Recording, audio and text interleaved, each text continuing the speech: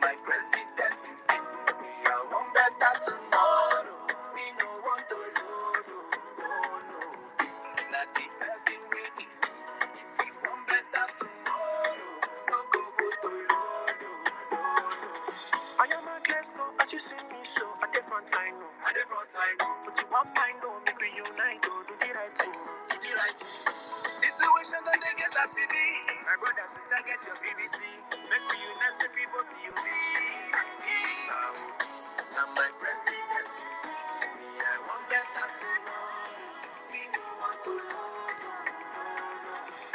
Not the person we be. Want better tomorrow. No go want to know. You don't want to be. You mean say you don't want to be. Me, I go what you be. Pizza be. Say now you be want to. We want to. Now you be want to.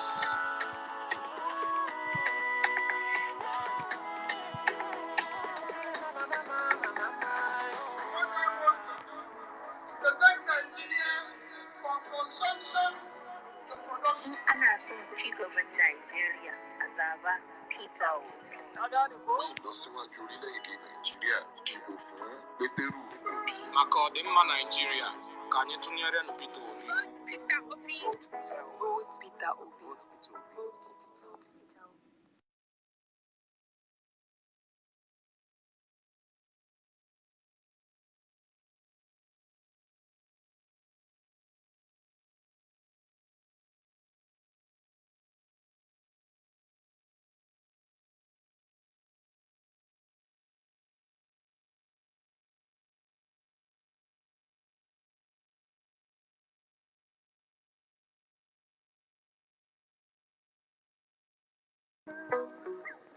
Okay, guys, welcome to this space. While we wait for our special guest to come in, I've just chatted with him now.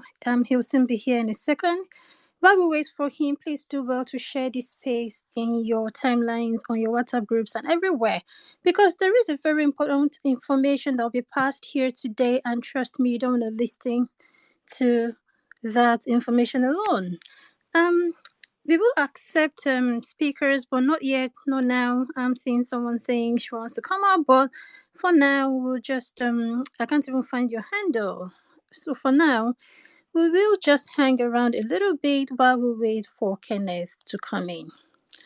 My co-host is here. My very wonderful and amiable co-host is here in the person of Kibati. Hello, Kibati. How are you doing today? Hi, Pals. Good evening. Can you hear me? Loud and clear. Okay, because my network where I am is a bit iffy, but hopefully it holds for the duration of the space. How are you, and how's everyone tonight? I trust everyone's doing well. I hope everyone is rested. I hope we're all conserving our energy a bit because it's going to be a long week. Boy, oh boy, it's almost here. I know a lot of people are exhausted. I mean, it's been a long ride up to this point. Oh boy, many of us have given everything, sacrificed relationships, friendships, sacrificed money, sacrificed our time, our energy, even our mental health, to see this dream come to fruition. And we're almost there. I mean, and this is the most difficult part of the journey, when you get, we're about to hit the home run. And this is when it gets the most stressful, most of the time, in challenging situations. But this is when we need to actually now double down, we bring in all passion. We need to stay focused the most now, as we hit the home stretch. I'm sure everyone has expected curveballs, right? We all know that we're fighting against the establishment.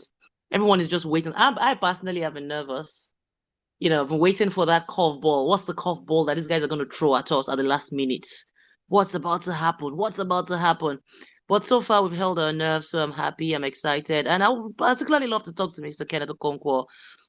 He's been a very important part of this journey. He's been absolutely amazing, as a spokesperson for the campaign, and I would love to know where his head is at, what he thinks. Are we going to win? I know we all believe we're going to win, right? I would like to know his level of confidence. I would love for him to uplift us uplift our spirits, So please, Pearls, bring him on real quick, and let's have this conversation.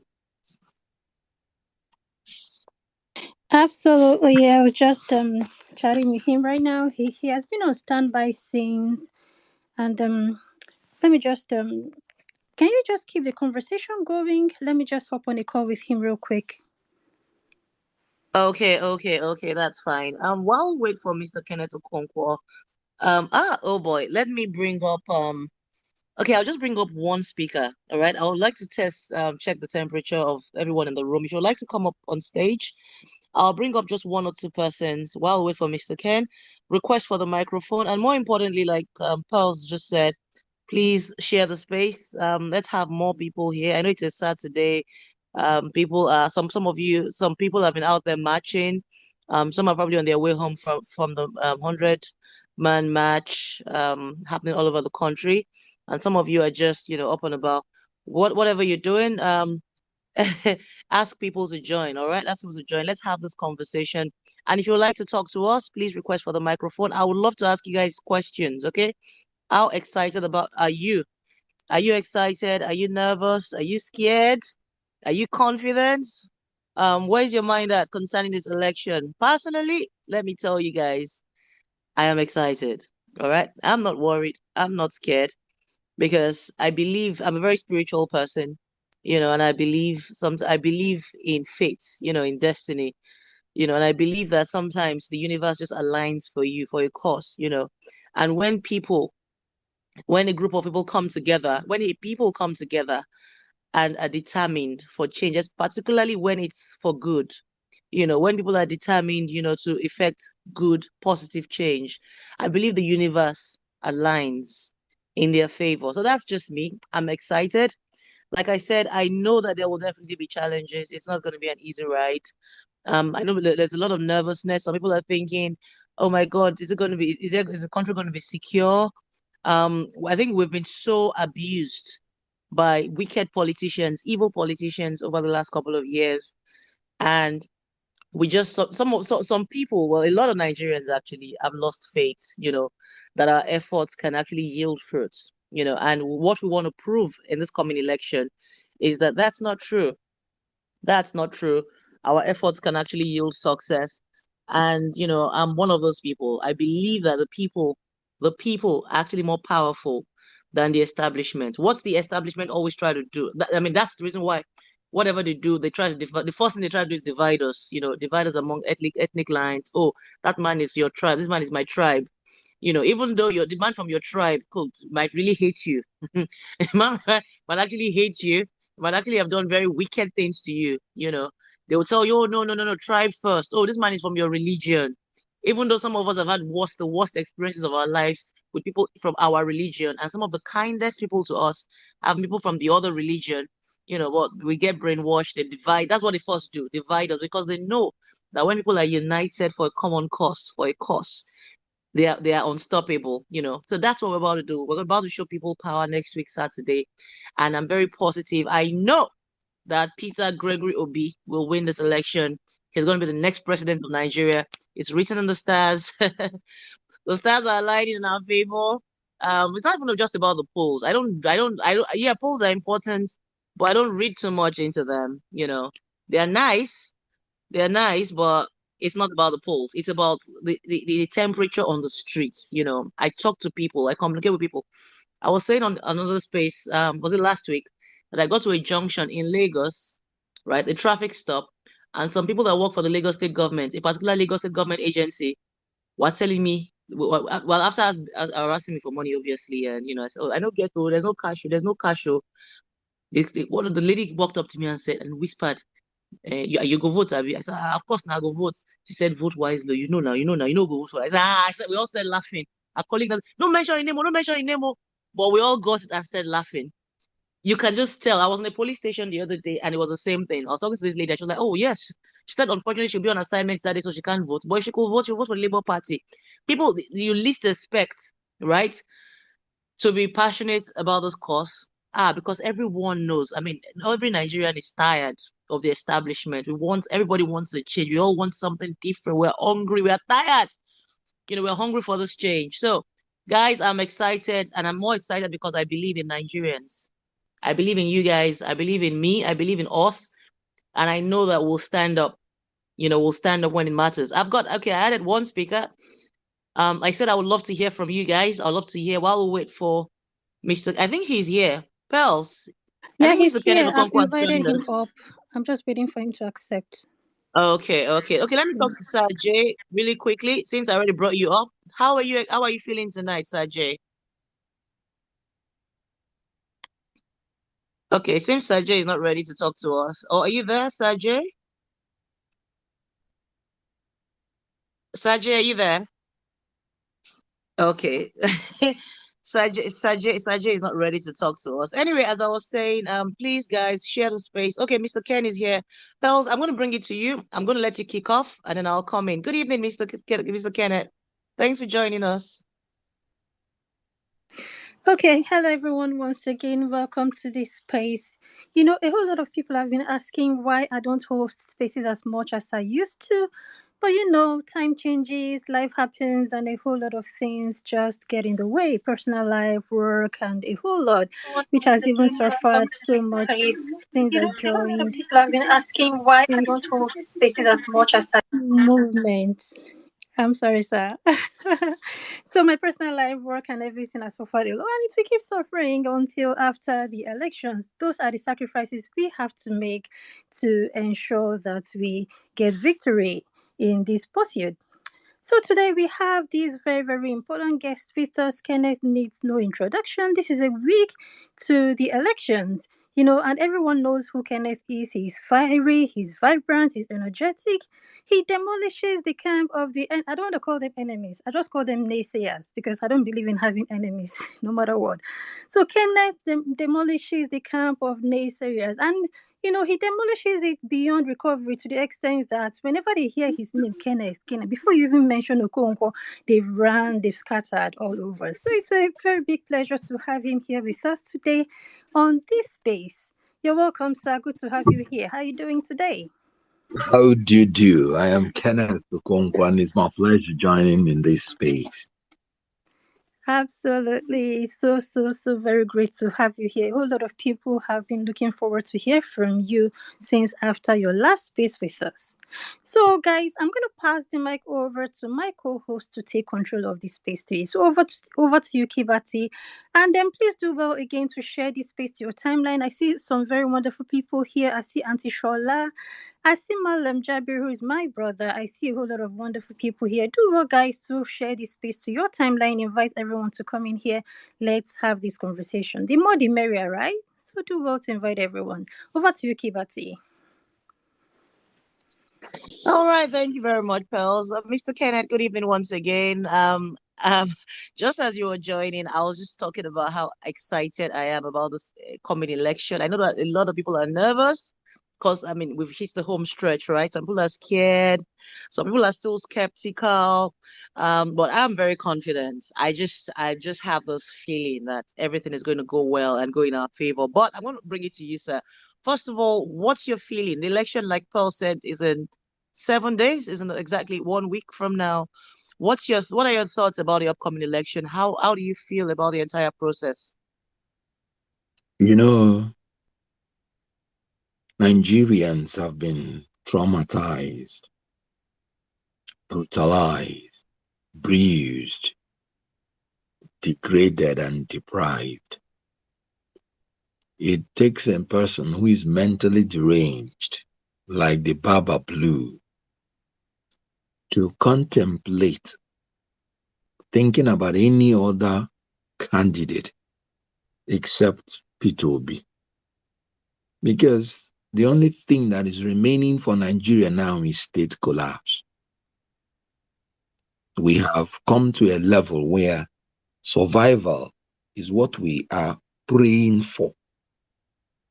A nation that you have 200 million persons, but 133.3 million persons are suffering from multidimensional poverty. No access to basic sanitation, basic nutrition, basic quality health care, basic education and employment. More than 54 point something percent of the youths are unemployed. We are talking about, we are 168 out of 173 countries. We are 168 in Human Capital Development Index. We are the least competitive economy in Africa, with very low total factor productivity and export competitiveness index. This is staring us in the face. A country that is paying about 7.2 trillion naira in oil subsidy, subsidizing a product that you are producing that is flowing like river in your country.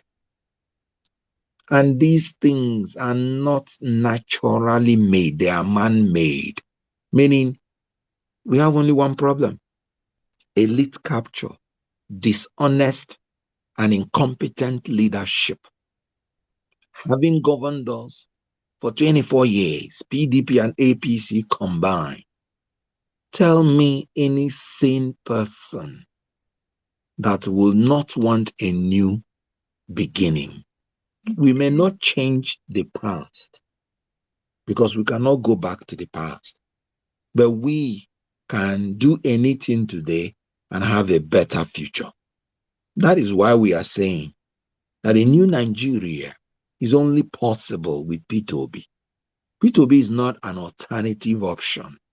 He is the only option.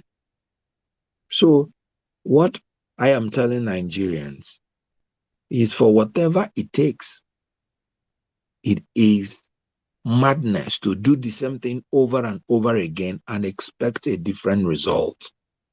Now, let me just give you an example with this CBN Naira redesign policy so that you will understand the kind of problem we are in. When this policy was introduced by the CBN governor, the first person that said she was not aware of it at all was the Minister of Finance. So if the Minister of Finance does not know what is going on in CBN, who do you think knows what is going on in CBN? Then the president went ahead and approved it. When the president went ahead and approved it, APC government, then who is the person that started asking to extend the deadline? APC. Now, the president extended the deadline. Who went to court to truncate the policy? APC. Now, as if that is not enough, when the president continued, maybe in defiance of the court order, who disobeyed court order? Assuming APC. Then you saw some governors rebelling. Who are the governors rebelling? APC. So you now have a party that is fundamentally confused and is conflagrating. It's just burning up. So this party is no longer even in a position to even govern itself.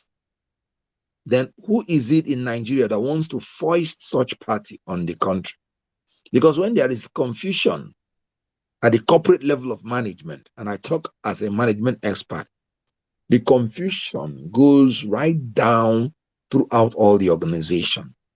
So the confusion in APC now is what is bringing the poor masses to suffer such degree of deprivation that a man had to stripe himself naked in a bank because there's no money, there's no food, there's no hope.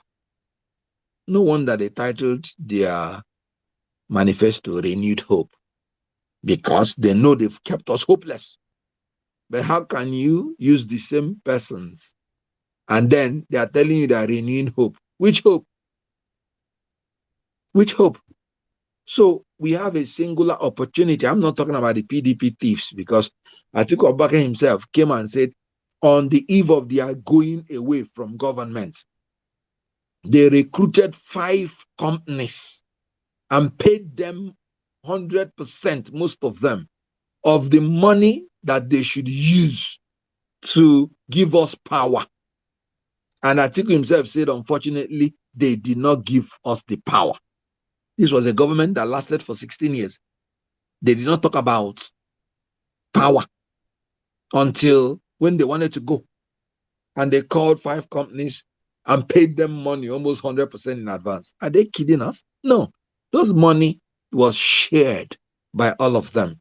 And by the confession of Atiku's aide, Michael Achimugu, who said that Atiku made it clear that they should establish companies with names of directors they will trust and use the companies to siphon money, that they will pay the company consultancy fee and then they will use the consultancy fee for themselves. He said it in there, out there in the internet.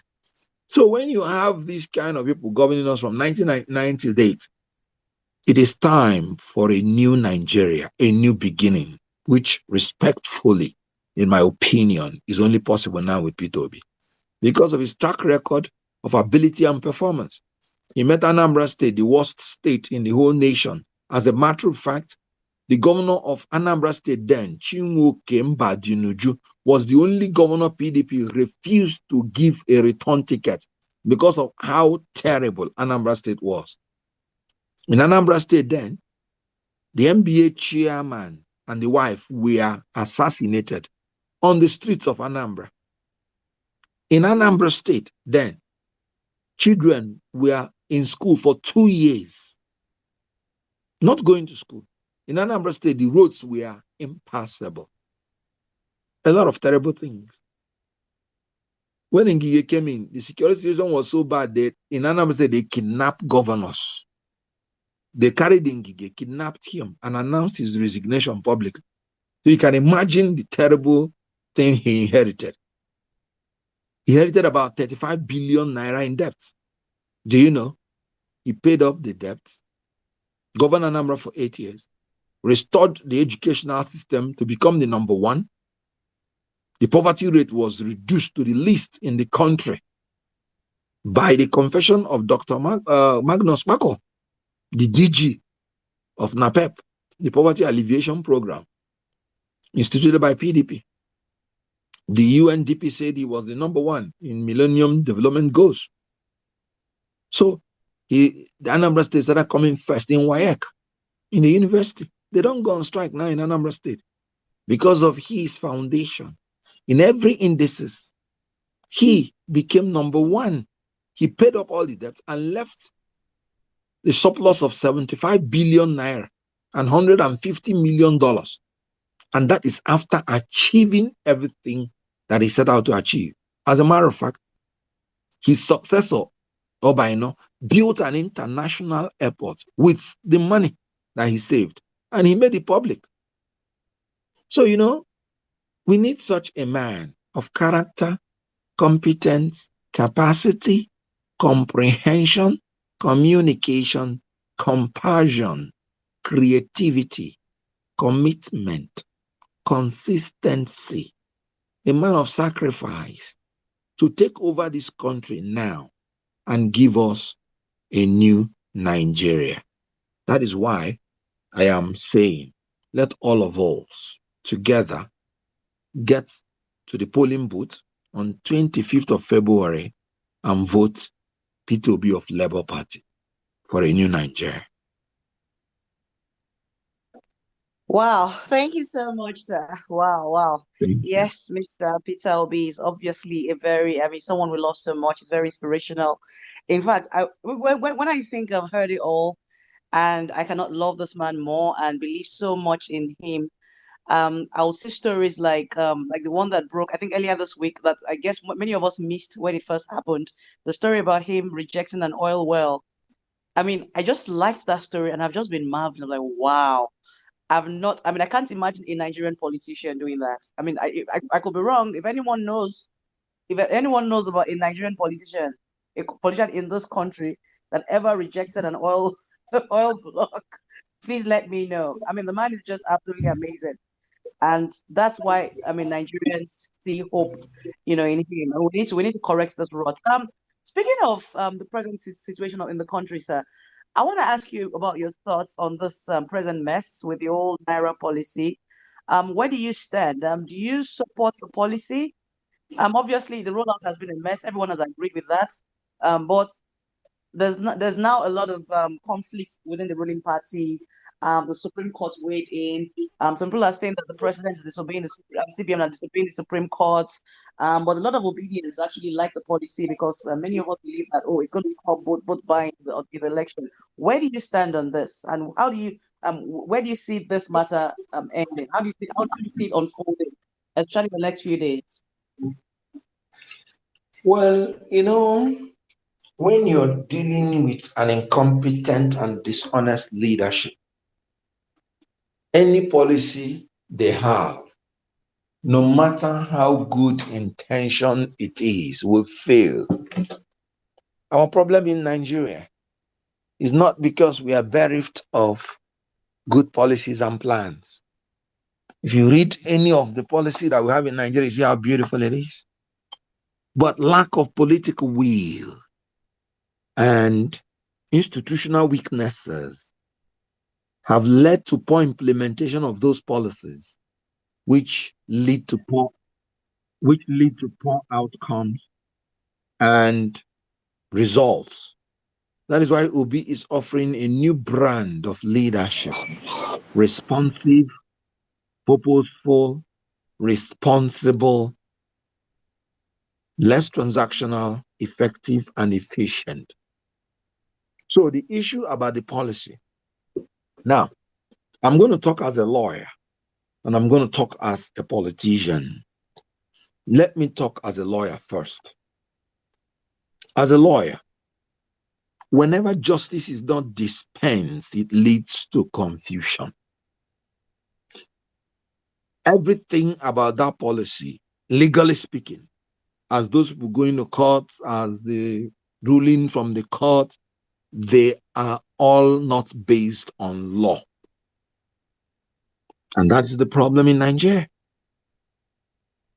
What am I saying? First of all, the issue of currency, coinage, and legal tender belongs exclusively to the federal government. The state government and the local government have no say in that at all. And the law I'm citing is item 15 of part 1 of the second schedule of the Nigerian Constitution 1999 as amended. And this is the exclusive legislative list, which means that only the federal government by law, and I'm talking about section 5 now, has the power to exercise policies, powers, and rights over what is in exclusive list. So the state government and local government, they don't have any say because the federal government is having those powers in exclusion to them. And the Constitution is very clear in section 5(3)(a) that when the federal government is exercising those powers, the state government is under an obligation not to impede, not to prejudice the exercise of that power by the federal government, by the state government.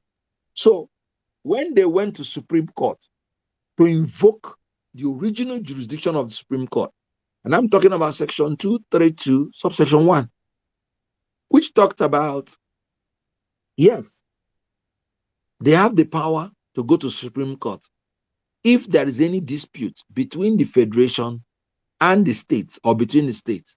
But it is only insofar as that dispute depends on a question on which the existence and extent of legal rights depends. Now, the state government has no legal right or power over anything that is in the exclusive list.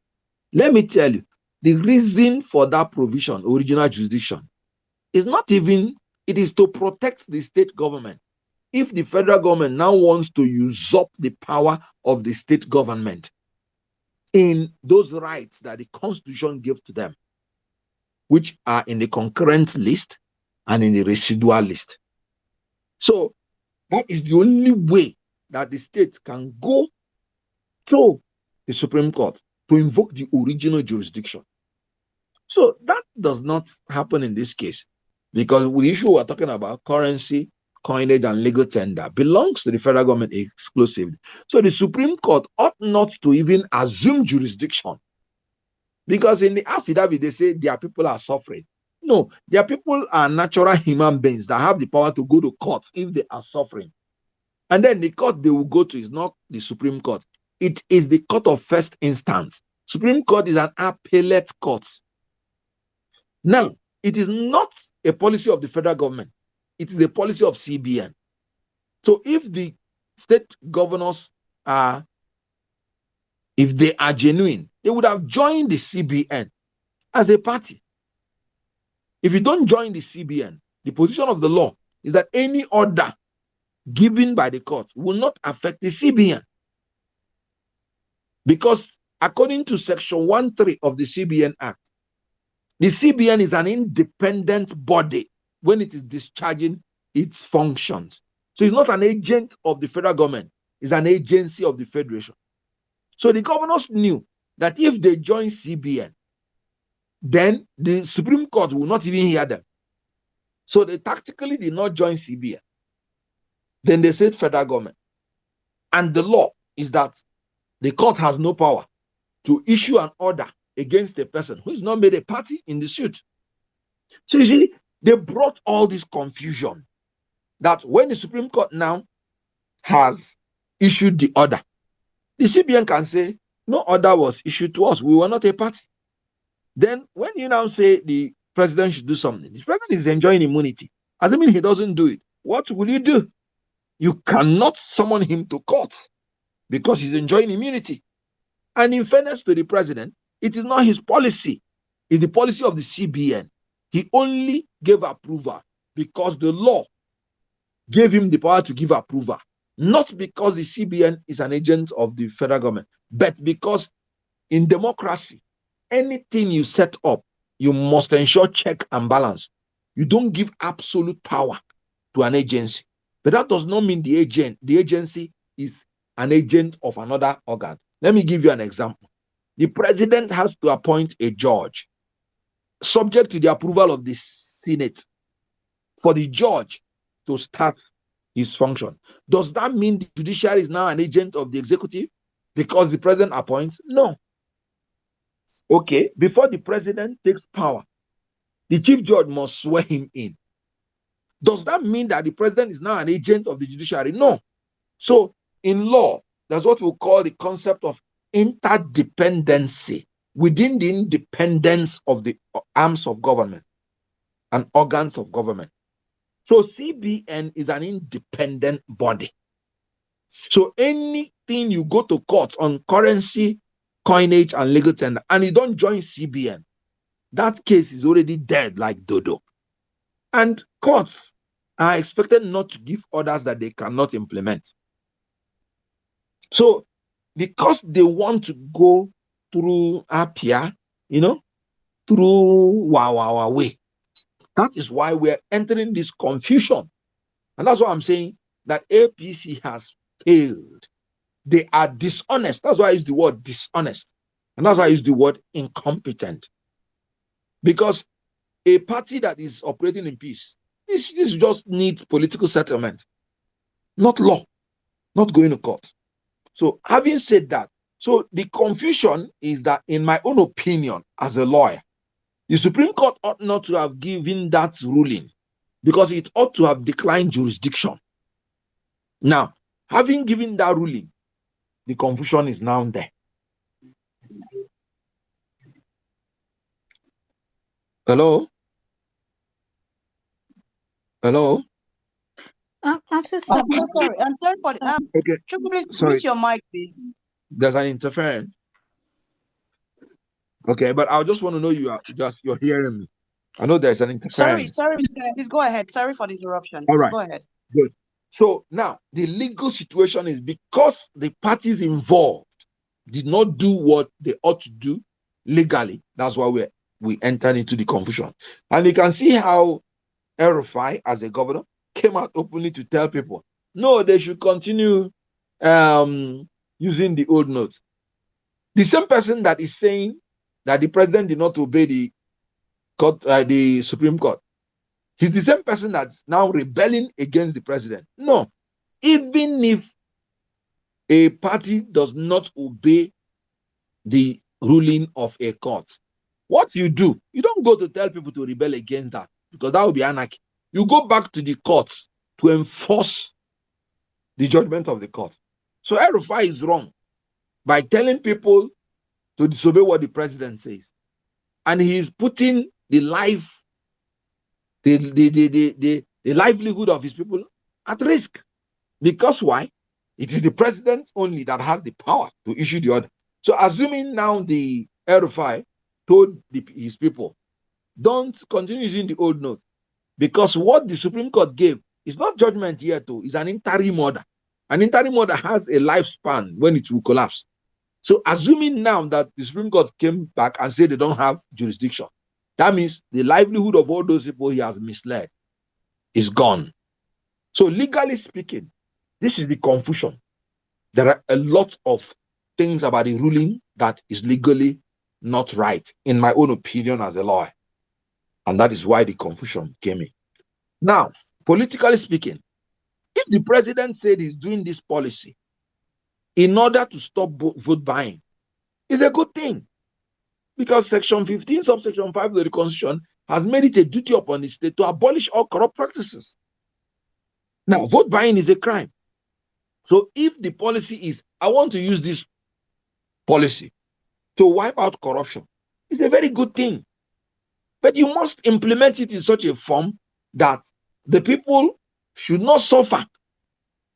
Anybody who brings his old notes should be able to have the new note.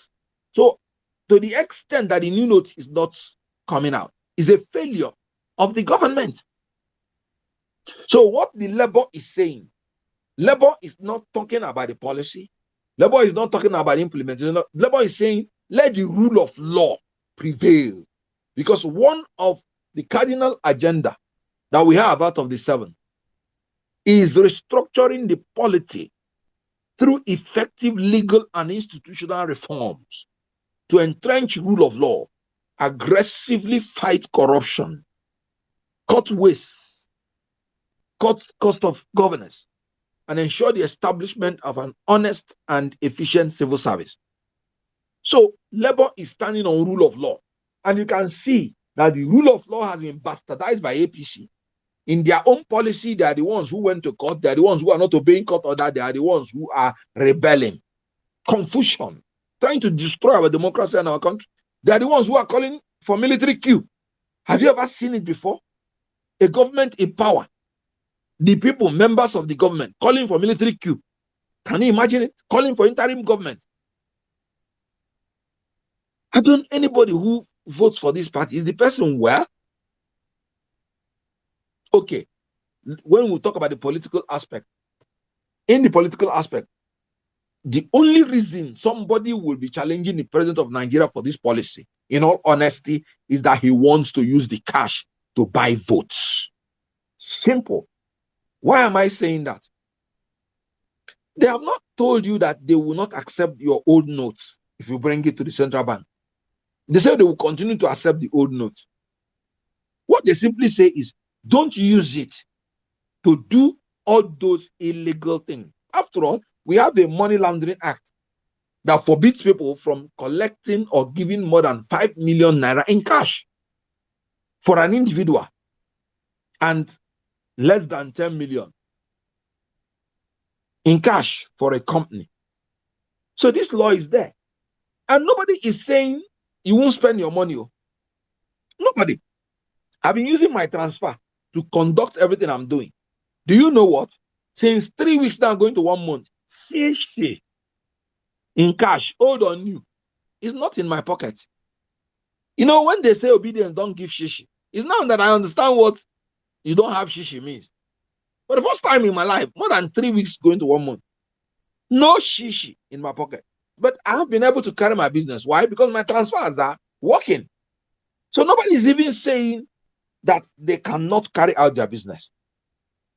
Why are they insisting on the cash? It is to buy votes. They are actually confirming that the reason they are looking for large amount of cash is to buy votes, because you cannot use transfer on the voting day, because one is cumbersome.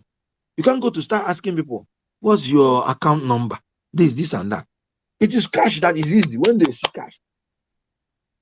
So nobody is crying that there is no outlet through which he can conduct his business. ATM is still working. What has been in my bag since is my card, ATM, and then I can do transfer. So the whole idea of governors going to court is not because they're interested in their people. It is because they want to use that cash to buy votes. Why am I saying this? ASU has been on strike for going to 9 months. None of these governors went to court. The primary purpose of government is security of the people. People have been massacred in their states, especially Kaduna State. The Kaduna governor did not go to court. One of our leaders, women leader for that matter, one Vintex, she was killed. El-Rufai did not even send condolence message in Kaduna. The same person now. And that is his primary responsibility, to protect lives and the property of his people, security and welfare. He did not go to court. Now, there is a policy that will stop them from using money to buy votes. And they say they are fighting for the welfare of the people. Which welfare? Okay, the government now has restored the use of 200 Naira, the old note, till April 10th. Yet it's not enough for them. You know why? The money they stock to buy votes are a majority of 500 and 1,000. And the people in government, they have security reports. So if they go to grab the new notes, there's a limitation to what you can be given, which in a cashless society, as the government has been planning for Nigeria for a long time now, it didn't just start. You won't be able to garner enough new notes to perpetuate that evil. And moreover, they have stored those old notes already, and they have shared it that there is a rumor. I don't have empirical evidence that one governor in the north has been given 20-something billion Naira in cash to keep for the sake of election. In Labour Party, nobody is buying us because we are volunteers. We are fighting for a new Nigeria. We don't intend to buy votes. So the issue here is that when you are doing electronic transfer, you're not limited to transfer any amount. So the truth is that, strictly speaking, it is to buy votes, in my own opinion, and that's why they are going to court, not for the welfare of their people. So that's it. So, sir, all this is happening on the backdrop of the election happening in 6 days now, next week Saturday, and you saw the messages put out by different governors, the Kaduna State governor, the Ogun State governor, I think even the Lagos State governor, asking people to ignore the president's broadcast and spend spend their old currencies. Where do you see this? I mean, where do you see this heading? What's going to be the outcome of this rebellion, in your opinion, particularly with the election looming? You know what some people in Kaduna State said? They said they are not going to obey the order of their governor. That a governor talking about what the president does is like a counselor talking about what the governor said. So they said, assuming you collect it, the market, will they collect it? Then other states, can you use it to buy something? And like I said, the danger here is that what the Supreme Court issued was an interim order pending the determination of the interlocutory of the motion on notice. I don't want to use high sounding legal terms, but what I'm saying is that the interim order by nature even has a lifespan. It's 7 days the first time, and if it's renewed for another 7 days and it's dead. But because it's Supreme Court, they can do anything they like. So, but the interim order, what if the Supreme Court comes back on the day it will judge the motion on notice and say they don't have jurisdiction to try it? Then what will you say? That means you have deceived the people and the money is useless. Look at how their people are suffering going to central bank with their money because people are not accepting it anymore. So anybody who allows himself to be deceived is a fool. I'm sorry to say. The president said something which is in his right to say. Then the governor says something which is not in his right to say by the constitution. And you say you're obeying the governor. Do you have sense? Are you not more protected obeying the president? That if it turns out that they say you can continue using it, then you go to the bank and withdraw a new one and start using. Why will you take a risk for a politician who is not interested in your welfare? First of all, what the governors did is, I'm sorry to say, is rebellion, and it goes to no issue because it is even the court that has the power to enforce its own judgment, not a governor. A governor is not in charge of any security. So which security will they give instruction to go and enforce that order? If they give a policeman to any order to go and enforce that order, if the policeman touches anybody in the market, the person will be fired because the IGP is under the president. And we have one police for now. So what am I saying? What I'm saying is that that contrary order will take a foolish person to obey it. Wow. Okay. We have another co-host here, Jack. Jack, are you with us? Good evening, Jack. Jack, are you with us? Okay. It seems Jack is not ready for us. Ms. Kenneth, let me take one or two speakers. Have one or two people ask questions. Before I continue with my own questioning. I've got one or two people. If you're on the stage and you'd like to speak, please raise up your hand. I'm going to start with Onokwa Kende. Onokwa Kende, good evening. You want to ask Mr. Kenneth a question? Please make it as brief as possible so we can go around. Okay, Onokwa is not ready, so let me go to Senator. Senator Chris, good evening. Yeah, good evening, Miss Peel. Hope you had a wonderful day today. Well, good. Pels is good. Please ask your question in a minute. Ask Mr. Kenneth the question or reaction to whatever he said. Go ahead, please. You have the floor. All right. I just left a space right now where Mr. Desan Falana, Mr. Falana was saying something about this cash restrict. I don't know. The timing is not right though. Yeah. But I still feel that it's a two people doing the wrong thing because for the president, the president didn't follow the order of the Supreme Court, and the governor, it's just like two wrongs, like two people are doing the wrong thing.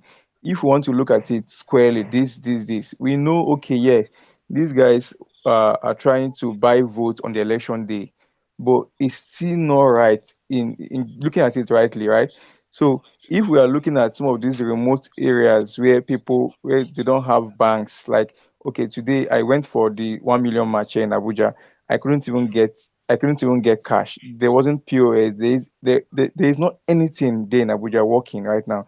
So how do people? Don't you think that this cash restriction is going to further affect the election? Because there are people that need to go to one, two different places or do other different things that they cannot even do it.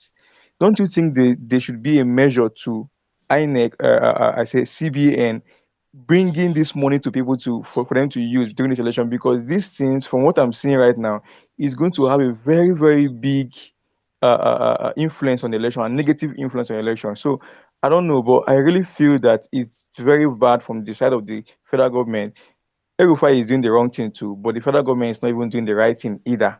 So I don't know. We're just in a real mess, like right now. We're in a real mess. People that are supposed to go to work today cannot even go to work because there is no cash for them to move around. The transporters don't accept transfer. So where do we go from here?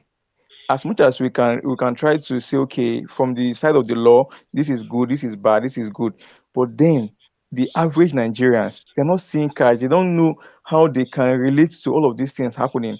How can this election properly go very well when we know that these things are affecting the remotest part of this Nigeria? So this is what I think I want to really add to what our senior brother, Mr. Kenneth Okonkwo, have said. Yes. All right, thank you. Go ahead, sir. Okay.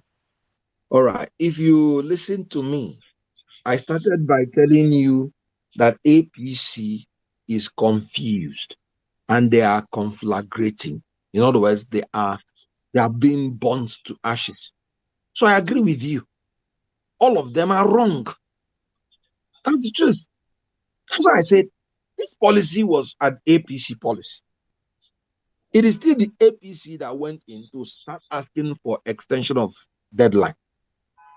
It is APC that went to court to use the court against themselves. It is APC that disobeyed court order. It is APC that is rebelling. It's a shame, a big shame for a nation. And that's why I said, when I made a statement, I said, anybody contemplating voting APC is mentally deranged. And I mean it. Because why do you bring out a policy, for instance, you cannot effectively implement? Bringing unnecessary hardship to people.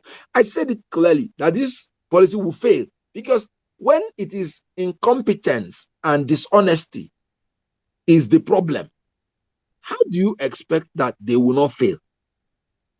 They will fail. So I agree with you. Two wrongs, more than even two wrongs. All of them are wrong. All. That's why we need a new Nigeria. So that's my take.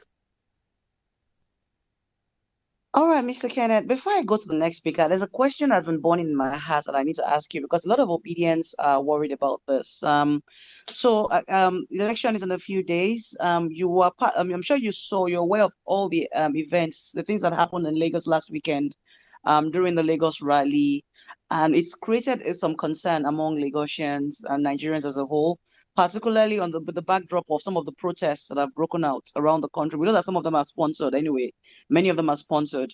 But a lot of people are worried. And I'm sure you saw the poll that said that if the turnout on election day is high, our principal will win. But if it's low, the opposition will carry the day, right? I'm sure you saw that poll. So we all know that turnout on election day is very important. Everyone has to come out to vote, right? But what advice would you give to people in election in terms of being safe? Being safe. I'm sure the party. I'm sure there's been talks about this ongoing, about how people can come out safely and make sure that they exercise their rights. So, what would you say to Nigerians? And what should we do? What should we look out for on election day to make sure that we are able to vote, come out and vote unimpeded, and we're not disenfranchised?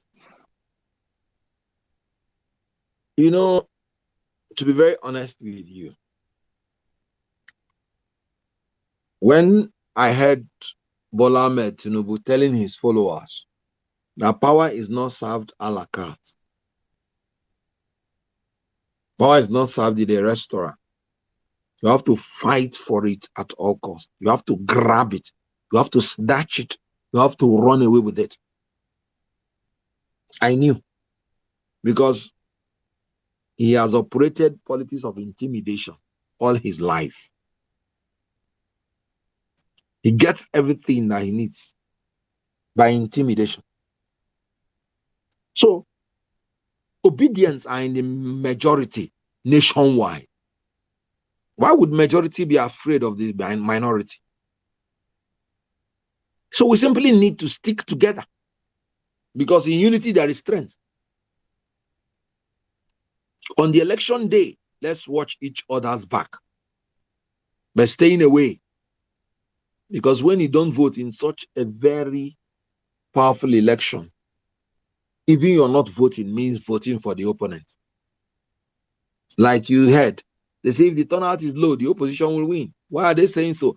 They know that people became enthusiastic to vote when Obi came in. Then the opposition knew from that day that if their people do not turn out and Obi's people turn out, Obi will win. If everybody turns out, Obi will win. So their strategies are simple. Make all their people turn out by giving them incentive through vote buying, then discourage Obi's people at all costs from coming out. And they started doing it in the sharing of PVC. A lot of people did not get their PVC, and they made sure that it's people that they know are sympathetic to Obi. Do you know some people use strategy? When they saw that if they tell you that if they go there and say they will vote for APC, they will give them their PVC. And then went there and say, give us our PVC now. We want to vote APC. And they will rush and give them PVC. And they'll be laughing at them. They're obedient. So they've gotten their PVC. And they will vote Obi. But just for you to know that that was the manipulation and intimidation they were using. You know, Shodi Isolo, you saw how they were calling the names. Chuku, Nwaneka, Igwe. These are the people that were rejected PVC. And you saw the wreck of Lagos. Saw what he was vomiting. That the Igbos migrated to Lagos. People are now migrants in their own country. Meanwhile, in Kaduna State, people were coming from Chad and Niger Republic, and they were giving PVC, giving our NIN. Immigration, said it openly. It was announced on telly. And then you're saying that they migrated. Migrated to where? I am talking from Abuja now. And you're telling me, no, I did not migrate to Abuja. I moved to Abuja. Because I'm not a migrant. I'm a citizen of Nigeria. So the issue here is that there is a concerted effort by the APC to disenfranchise as many people as possible whom they deem to be sympathetic to the Labour Party. But they will fail because nobody is fighting for Obi. Nobody is fighting for Labour Party. Whoever is obedient is fighting for a new Nigeria. It was not Obi that brought out the slogan obedient. It was the people of Nigeria. It was not Obi that said we don't give shish.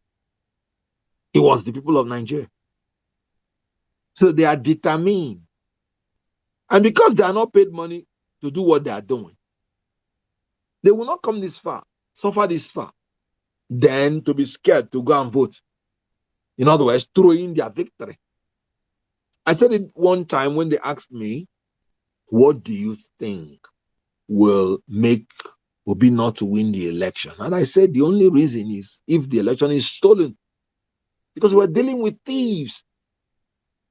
When they say we don't have structure, I laugh. Because the structure they are boasted of, relying on, is the structure of corruption, structure of vote buying, structure of illegality, structure of impunity, structure of poverty, structure of fuel scarcity, structure of unemployment, structure of ASU strike. These are the structure that they have. But I tell you something, the people will always win. As by the grace of God, I know we'll win come February 25th. So my advice is, you cannot go to the land of the spirits and get fire, only to come to the land of the living and the fire will quench in your hands. We must take this battle to the end. We must go and vote. You know why? Everybody will be restricted to his own polling booth and polling unit. So those people will not have that kind of they won't have the leisure and the freedom to move around as they plan. They will be thwarted. So go to your polling booth, and that's why they made polling booths to be near to where you're staying. Vote. Make sure your vote is counted. Make sure it's transmitted. And anytime you go, insist you want to see the beavers so that you can see that there is no already pre-entered accredited people. Make sure that it's 000 in the side of accreditation so that they will accreditate everybody freshly. And then you vote. Make sure the transmission is what was gathered as in the results. Then your vote will count. Make sure it counts. And the results will be announced to our favor by the grace of God. Amen. All right, let's go to the next speaker. Billy, good evening. Yeah, good evening, You have the floor everybody. for a minute. Yeah, can I Welcome. go? Good evening. Go. Yeah, can I shoot? Sure. You have the floor. Go ahead. Okay, yeah, thank you very much. I greet everybody fundamentally. The most outspoken Mr. Kenneth Okonkwo. It's always a pleasure to hear you speak. Always a pleasure. You always vomit Thank you. fire. With this your thunderous voice. Very powerful voice. Thank you for what you do for this campaign. I Um, appreciate it. my own is that in all of this um thing, I just pray that this government, they are not just playing script for Nigerians. I just hope so. But that's by the way. So my question is I just want to reiterate the question our VP, our amiable BP asked on the television. He said, does the immunity that covers the governor only protect them from criminal acts, or does it also join treason?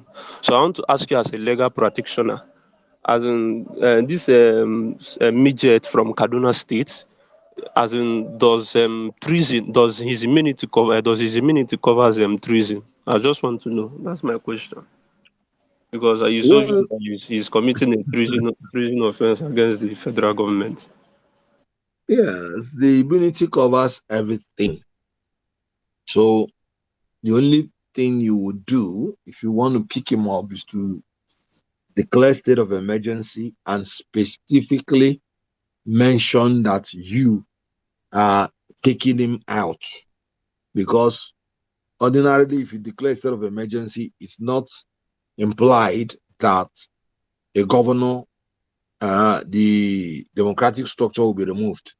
No, it doesn't imply. Goodluck Jonathan declared state of emergency in the 3 states of the Northeast, but he did not remove the democratic structures. And there has been a judgment now that declaring a state of emergency does not mean the democratic structures are out. But when a governor is treasonable, because the state has to exist first, in my own opinion, is that you can declare a state of emergency, remove him, and then you can now move against him. But when you declare state of emergency, the National Assembly has to concur within 48 hours. And if they don't concur, the state of emergency lapses. So there are procedures to that effect. So it's treasonable, but you can't just send people when he's still a governor to arrest him. That's why they are saying all those nonsense. But you can declare state of emergency. State it clearly that this act is treasonable and that you are removing the governor. Then if the National Assembly agrees with you, that's it. Then you can catch him and force on him the due process of law. Wow, interesting. All right, let's go to the next speaker. Lam, good evening. Good evening, Kibati. Thank you for this opportunity, Pels also and Jack. I want to appreciate Mr. Kenneth Okonkwo. And first of all, the first statement I'll make is that you are right that everyone gallivates towards your principal, Mr. Peter Obi. But I would also want to add you to one of the reasons why Nigerians are also excited and motivated, because hearing you speak and with your eloquence, it's just a joy to behold that we have people that can talk with facts as spokesmen and not just make up lies and fiction. Firstly, I was also on the space where San Falana was speaking, and I wanted to bring something to your notice in case you didn't hear what he said, or you are not aware of it. But he said that because of this monetary policy, well, he used the example of Rochas Okorocha when the EFCC wanted to pick him up, that they literally broke into his home to arrest him, and that there is nothing stopping the EFCC, since they have intelligence on some of these government officials and government houses that money has been stashed in, that there's no law stopping the EFCC. Even if the governor is immune, there's no law stopping the EFCC from invading the government house and all those places of residence and going after those monies. And any money they find there that is above the limit of 5 million or 10 million, then they can confiscate that money. So I just wanted to bring that to your notice, that was according to SAN Falano. But and in case you go on talk show, you might want to help us remind EFCC of their job, that they can do this job better, and save us from this impunity. Secondly, I wanted to go regarding the campaign, because you want me to let me react on this so I don't forget my thoughts. So you can now, yes. Okay, what you said is what the Leonard Silk said is in order, because immunity does not stop the agencies from investigating. That has been settled in the case of Fawehemi and Tinubu. So a governor can be investigated while he's in office. But let me say, and even the government house can be, security operatives can move in to say they want to search if they have the right warrants. So when Okocha's house was invaded, if you ask me, I would say he was no longer a governor then. It was when he was contesting for this president. He has already completed his term. But that does not mean that there is any law that inhibits a governor or a president from being investigated. But no matter what you catch there, you cannot arrest him. You cannot bring him to court while he's still a governor. That is the immunity. But what you do is you keep those evidence. Immediately he steps down from office, you can now pick him up. That's why most of these governors, when they finish their tenure, when they hand over, they will place them on flying watch list, and then they will pick them up, and they will go and start answering for their query. So I agree. You can investigate, but you can still not prosecute or bring any civil case against the governor when the governor is in office. Thank you. Go ahead with your second question.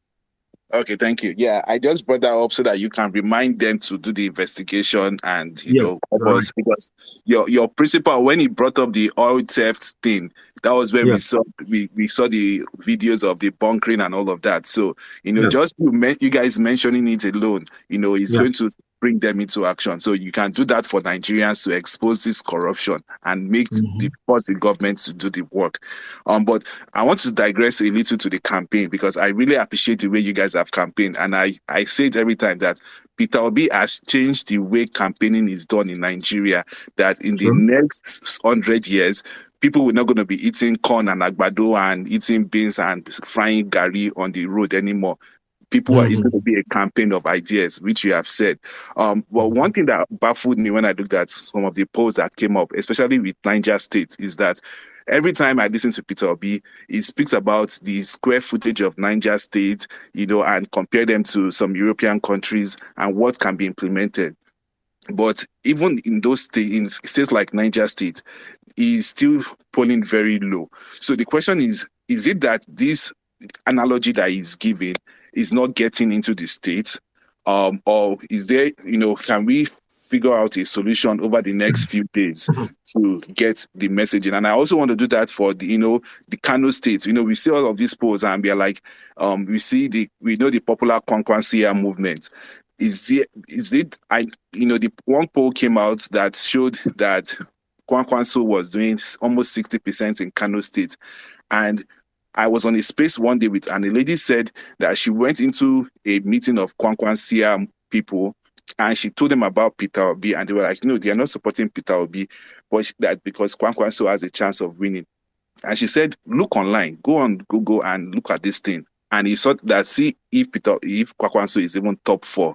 And when they looked at it, they were like, oh, wow. They didn't even know that, this person does not have any hope of winning. So the second question I have, apart from, the messaging to Niger State, is how can we get Peter Obi's message, the same message that converted all of us from previous APC and PDP people to Peter Obi and Obedience movement? How can we get this messaging to people in states like Kano, Niger State, and all of these core North movements? Even if we are not going to win the state, at least peel off some people, because I can't imagine that Kano states that has 6 million votes, 3 million of them are going to say we are just going to vote for Kwakwanso, even though it doesn't have a chance of winning. Thank you. The problem we have in some of these northern states is that we have large expanses of ungoverned spaces, and we have large expanses of places still under terrorists and insurgents. More than 8 local governments in Niger State is almost under terrorists. So these people don't even get to, it's that bad. They don't even get to hear anything that is happening. So they don't have access to, of course, Nigeria still has the problem of power. So if people in Abuja are having power problem, then is it those people that are in those ungoverned spaces? So all the people that have access to any communication gadget, you see that Obi is pulling high in all those places. Then in some of those, Niger State has the largest expanse of land. The land spread from Abuja to Sokoto, as in to Kebbi, the old Sokoto, I mean. So Kebbi, Kazamfara, you see Niger State almost touching them. So you have large expanse of ungoverned spaces. But we're still going to do well. So in Kano State, you know why we are going to win this election? Let me analyze it for you. Southeast, South has gone Obi. North Central has gone Obi and a little bit of APC. Then Northeast has gone Obi, is now pulling well there. Obviously, you cannot rule out the preponderance effect of Christians who will reject the APC that has become a religious party. Presidential candidate Muslim, vice presidential candidate Muslim, Senate president Muslim, Speaker of the House of Representatives Muslim, Deputy Speaker of the House of Representatives Muslim, National Chairman of the party Muslim. At the time, the Chief Justice is a Muslim. Thereby, one party ruling the judiciary, the executive, and the legislature. That is absurd in a multi-ethnic and multi-religious society. Even Muslims are saying this cannot be, because it cannot guarantee stability and it cannot bring unity. It cannot command national loyalty and cannot give people sense of belonging. More than 100 million Nigerians are Christians. And then you want to take them out of government. That offends the relevant sections of the Constitution. 222E, Section 15, 1, 2, 3D, 4. Then Section 14, 3, 4. And a lot of provisions. So this is a party of impunity, a party of disunity. So when you check all these things, you discover that because these two parties, PDP and APC, have not given Nigeria any option. That is why AB is going to pick votes from Northwest. Kaduna, we're doing well. In Kano, all the parties, 4 parties are going to get share there. With Kwakwanso, probably because he He was a former governor 2 times. Maybe he may have an edge, but his edge will not affect us because it will not be our vote he's eating into. Is the vote of the APC, PDP before in Kanu that he's going to take, which will further diminish their capability to win the election and actually increase our own capability to win the election. If I sit down here and tell you we will win in all the 37 states, that's 36 plus 1, I wouldn't be realistic. Because even in America that is so enlightened, I don't think any president had won in the 50 states of America. So, but we are going to get, by the grace of God, require 25% into third of the 36 plus 1, and then get the majority. In Lagos, we are going to beat Tinubu there, all things being equal, if they don't do the Agbado style. So, in Southwest, we're going to get 50% of the votes because, Southwest, they are enlightened. You know what is happening now? What is happening now is that some of these hardcore religious governors in the North, they deceived the Southwest that they want power to go to them. And then they came to Southwest and chose a man that Southwest, for the first time in Nigerian history, is now being mocked worldwide, as if, because whoever is projected as your leader, people outside the world will begin to think that is the quality of your people. So they brought this man. One, they believe that he's not going to last long. Two, they believe that even if he's going to last long, he won't be in his senses. You have seen how his vice presidential candidate came out openly and said he's going to be the commander-in-chief because he's going to take over the security, while Tinubu will be the economic advisor. So the signs are already there even before the election.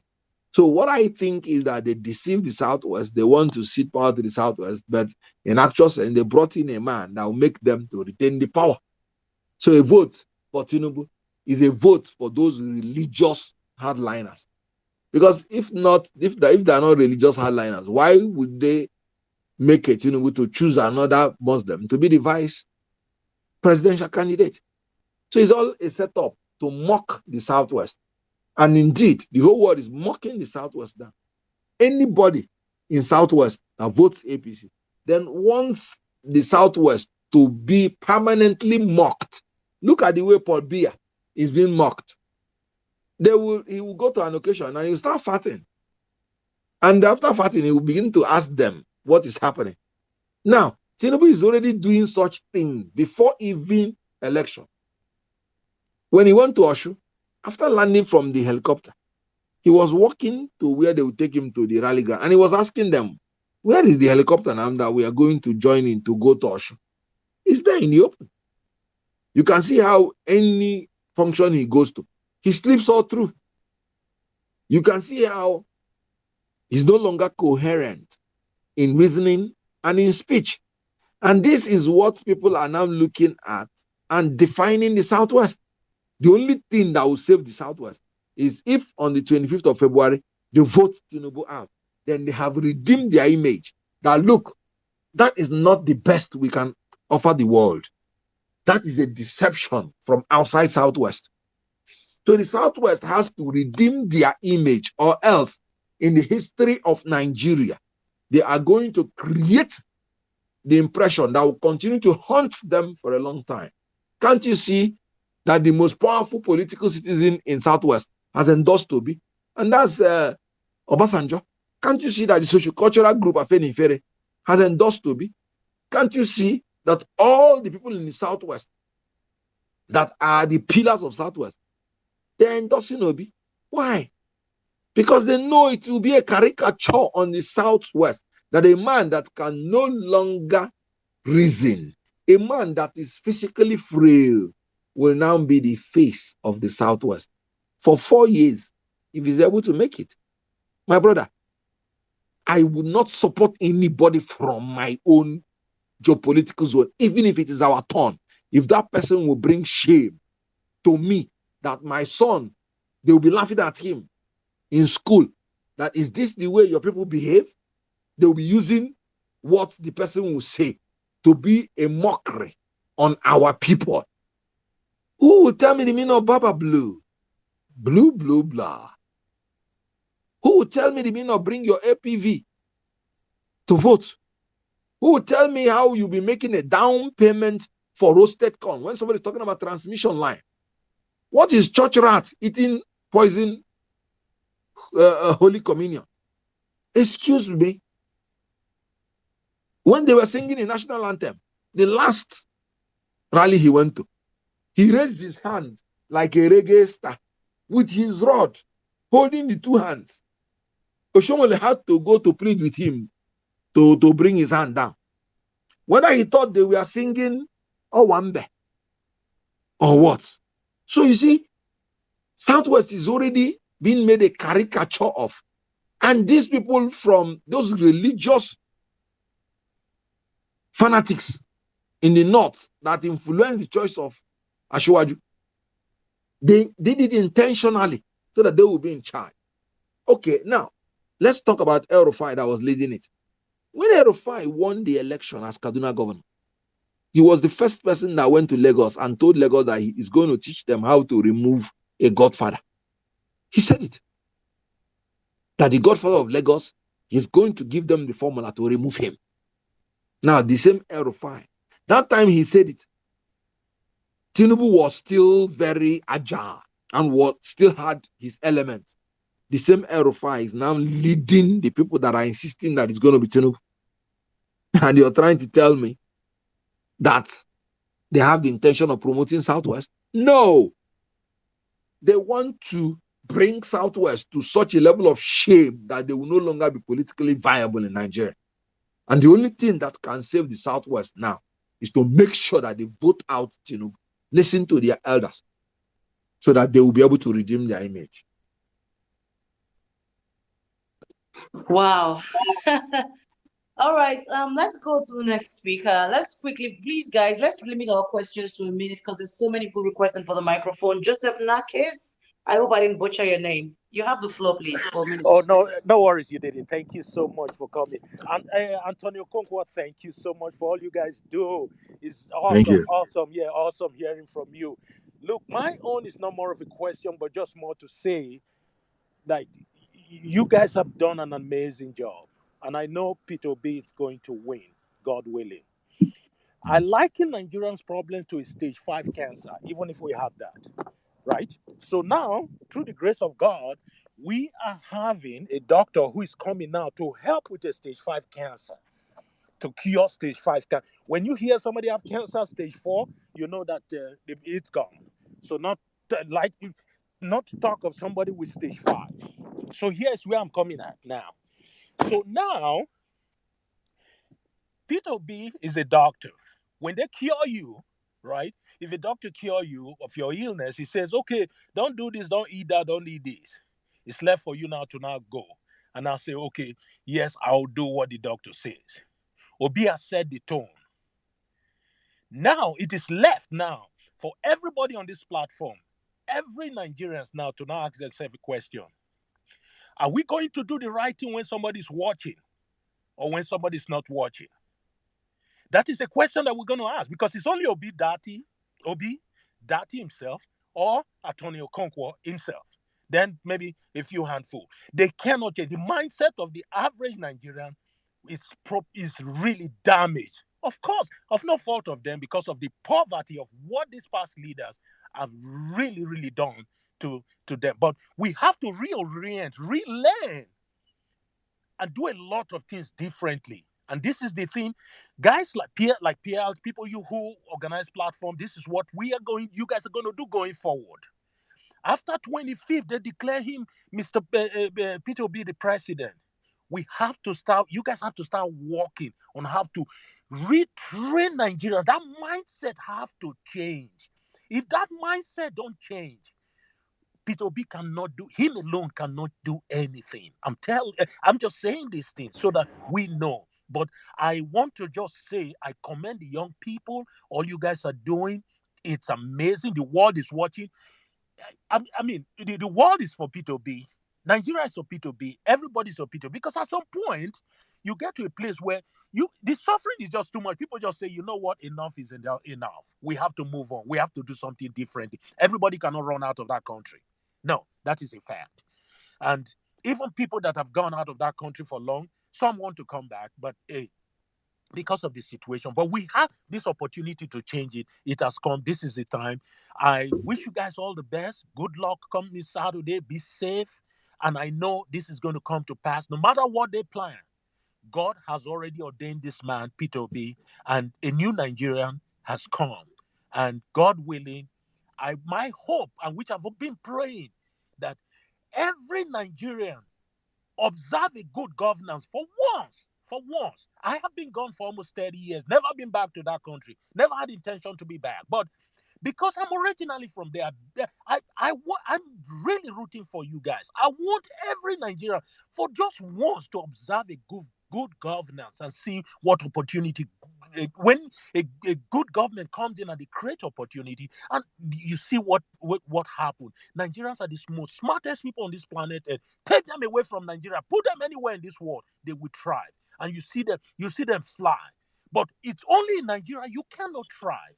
And it is shameful, it is painful, but we have to just support Peter Obi. We all have to circle around him, do the right thing when nobody's watching, so we get this done.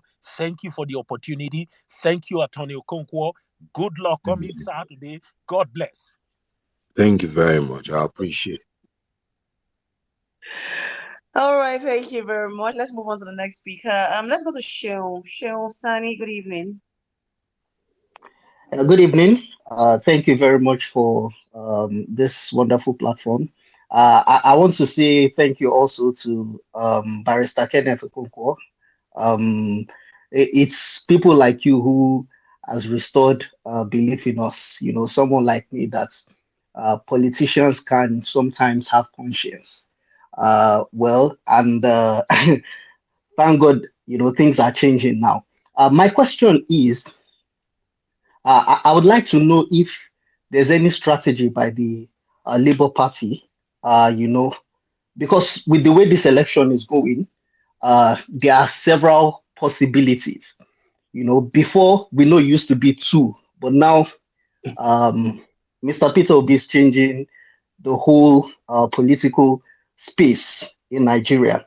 And now people are beginning to talk about the possibilities of, you know, a rerun. And even with the way things are going now, we know in Nigeria, sometimes winning an election does not guarantee inauguration at the end of the day because of, you know, how some of these people have pocketed the judiciary. So I want to ask, are there strategies to, post-election strategies to forestall any such, you know, such that after the Labour Party, by God's special grace, has won the election, if there are elements or if there are plans and machinations to employ the Supreme Court, you know, like they did with, like they did in Imo State, and also recently with the APC senatorial candidacy of Akwa Ibom and the current Senate president, who did not take part in primaries, but then were given the tickets, leveraging the Supreme Court, you know, because they are in power. Are there strategies to actually forestall such occurrence? We know that this man has, through the court, you know, been able to get back his mandate when he was vying for governor. But this is on a national scale, and the people we are battling against now are even more equipped financially, politically, and all the, you know, and in so many areas, you know, that can actually make them leverage this particular loophole. You know, so are there strategies in place, you know, to actually combat, to forestall any occurrence of such, so that the mandate will be given to the right person by God's special grace? That's my question. You know, it's not always good to be talking on a hypothetical question, because you will be exposing your strategy, and the evil ones would want to plan ahead. So let us be optimistic that when we win, they will give it to us. Because what you're trying to ask is assuming we win and they don't give it to us. Now, there are two ways to interpret that. Assuming that we win and they rigged us out, or assuming we win and they called us and they went to court to take us out. Good. As a man of faith, I would rather want to believe that we will win and they will give it to us and no court can take us out by the grace of God. So what I am saying is that we have plans for every situation. Remember, they said, they said that our movement is just like 4 people staying in a room using laptop. Thank God they're not saying it again. They said we will run out of steam. We won't be able to do all the states. But we finished all the states before them. And in some states, we were doing 3 rallies. In Kaduna, we did 3 rallies. 1 in Kaduna, 1 in Kafanchan, 1 in Zaria. You see? So we have actually overwhelmed them. That is why you will see PDP spokesperson. And they will say, look, Obi is the person they are contesting with now. That Tinubu is not a factor. You will see APC people, they say, look, PDP is not a factor. That Obi is what they are contending with now. So, meaning that we are going to win by the grace of God. So, why do we want to do a plan B when we have not exhausted plan A? So, what we'll do is let us put all our energy in plan A. Of course, we have plan B, plan C, plan D, but obedience should be vigilant so that we'll take this thing out the first time. Prevention is better than cure. With the beavers now, we should make sure that whoever is not there to be accredited should stay away. People are not willing to be bought. Even if they take your money now, I don't think anybody wants to vote for a disaster, except somebody who is completely ignorant of what is happening. And then tell me, even if a man that is under the terrorist captivity knows that his government has failed. So there is no single human being in Nigeria that does not know that APC has failed. Somebody told me something. He said, look, anybody that is not benefiting from the government, you cannot tell the person anything against Obi. Somebody told me that. And you know what? I agree. Most APC people, most people, they are doing Obi. Most. So, we have our plan B. We have our plans. Like you pointed out, my principal is somebody who has democratically engineered disruptive change in Nigeria. So, we are ready for any eventuality, but my prayer is let it not come. It is not even, you're going to court, will not guarantee you justice, because our judges now are giving judgments, they are not giving justice. And courts are established to give justice, not judgments. That's why you don't call them judge this, you call them justice this, justice that. That's why you don't say court of judgment, you say court of justice. But our judges now are giving judgments, they are not giving justice. So let us pray that it will not get to that. But even if it gets to that, my principal still went to court and got justice. So you see, that man is blessed. When it comes to his turn in everything, you see everything going the right way. For 3 times he went to court and he won in all of them. 1, he won and they rigged him out. He went to court and got his mandate. 2, they said that his tenure has finished when he has not finished 4 years. He went to court and for the first time in Nigeria achieved staggered election. 3, they impeached him wrongly. He went to court and recovered his mandate and continued and finished 8 years.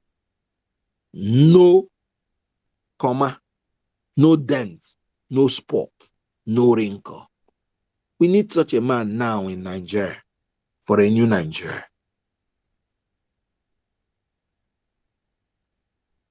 Thank you so much, sir. Let's quickly go to Mike Mayor. Good evening, Mike. Are you there?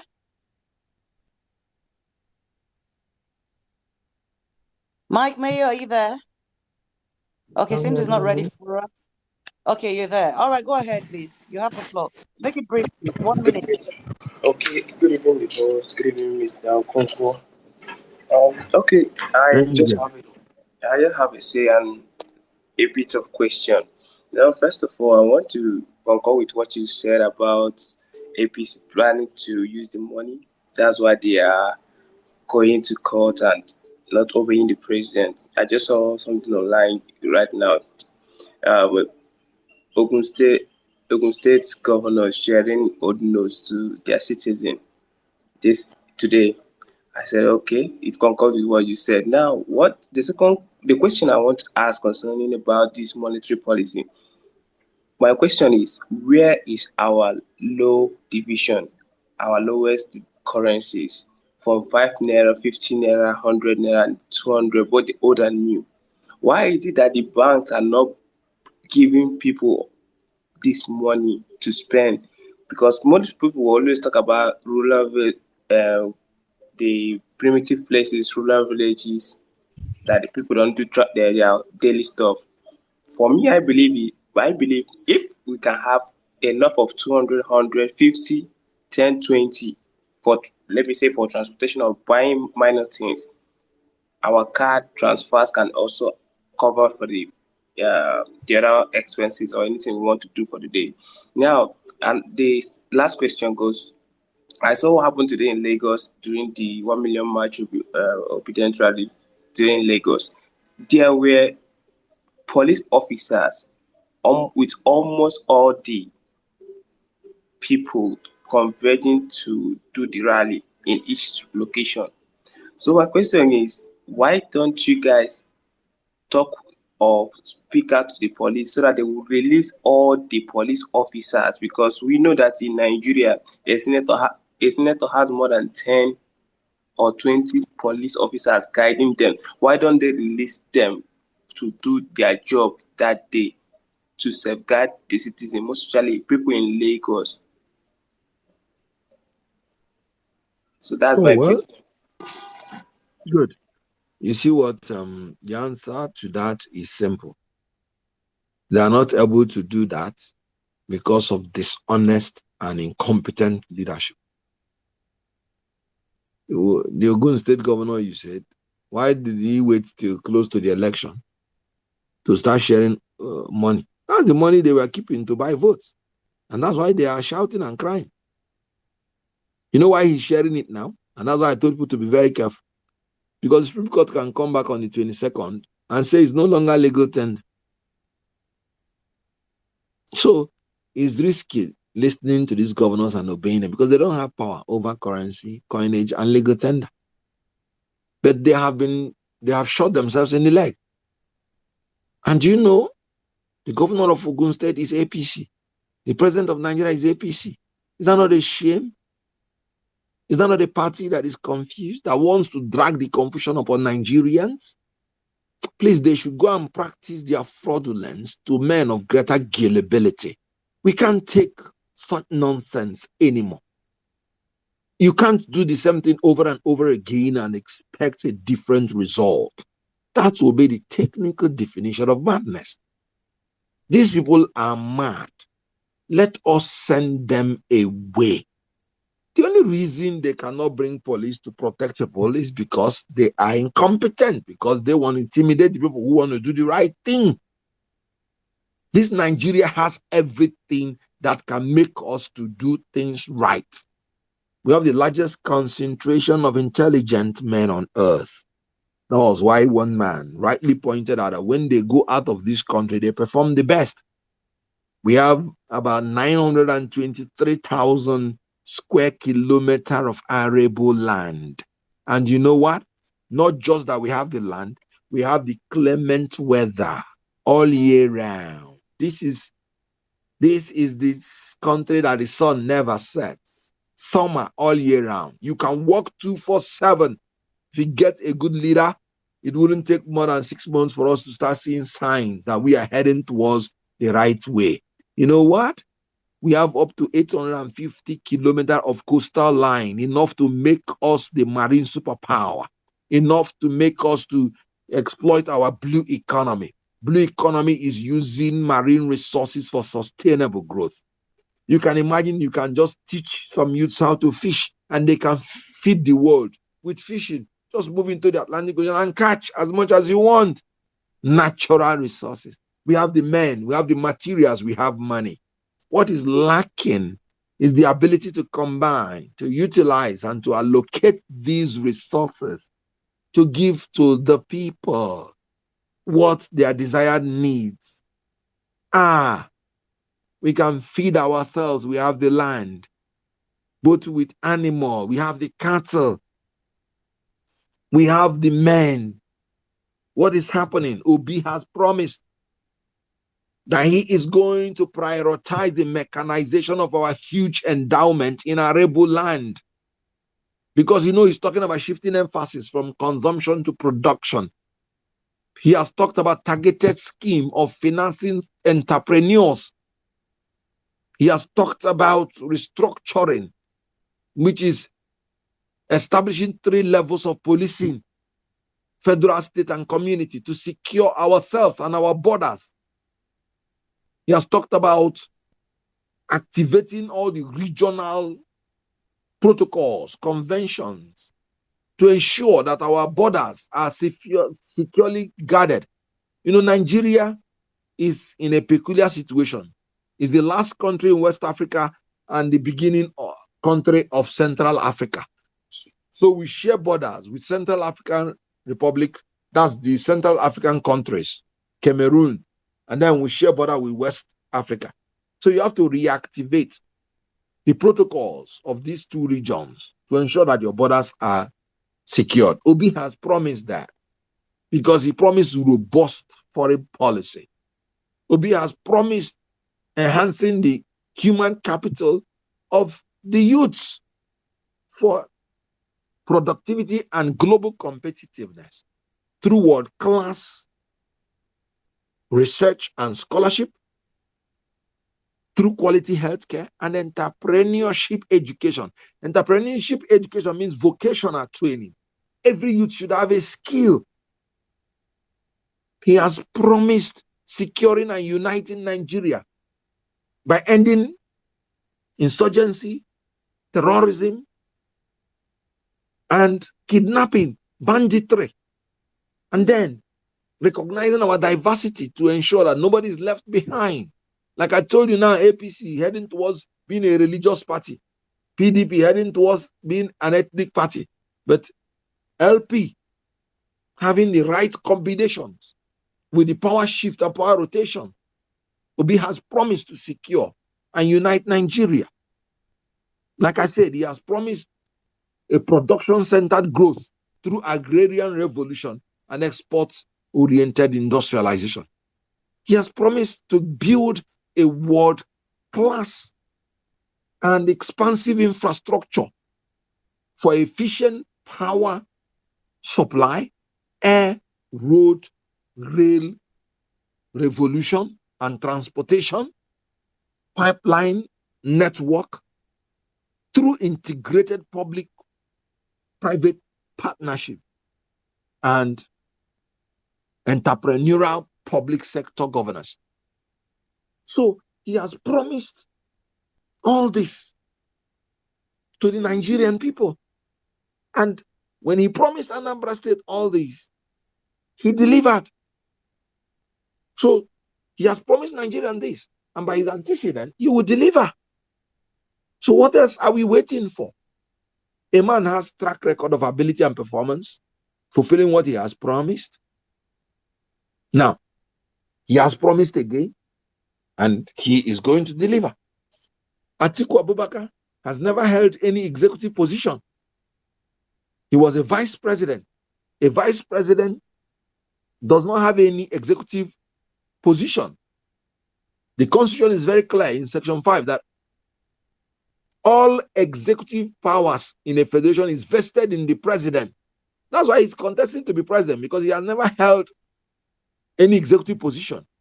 Peter Obi has held executive position was the chief executive of Anambra State. Tinubu has held executive position, was chief executive of Lagos. Atiku has never held any. The only job he did was the job that Obasanjo assigned to him. And look at Obasanjo's scorecard for him.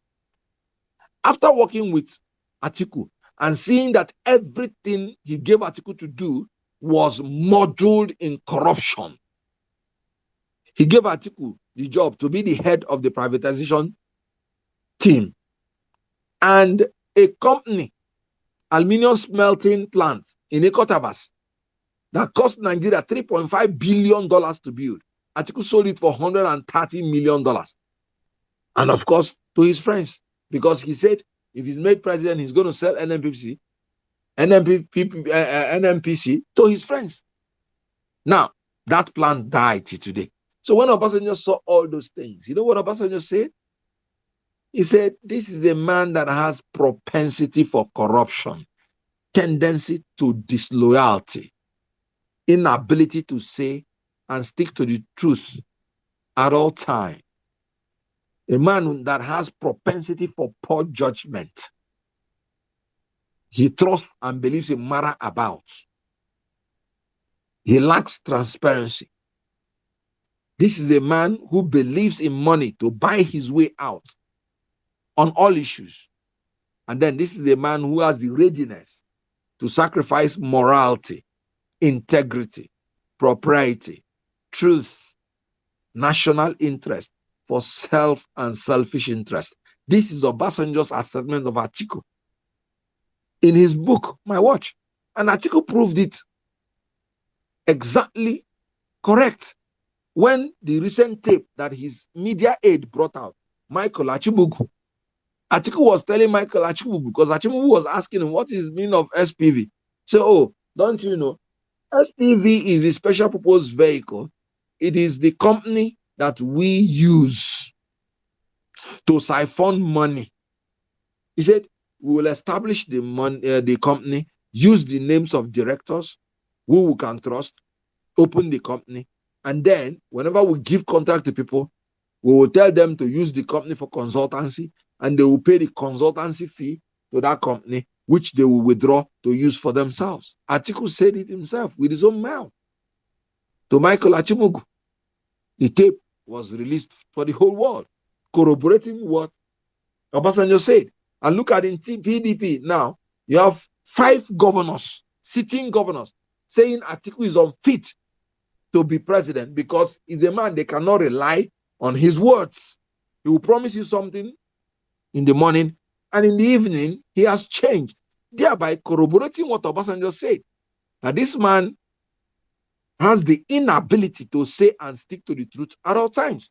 So everything Obasanjo said has been corroborated by what Atiku is doing now.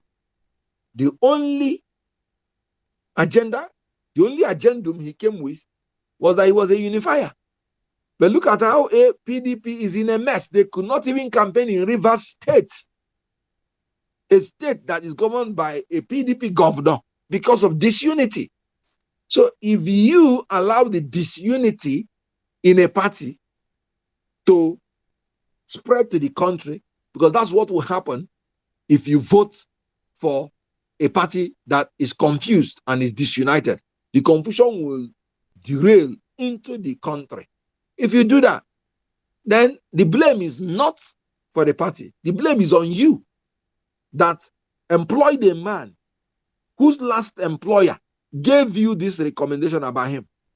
So any country, any set of people that votes for corrupt politicians, they are no longer victims, they are accomplices.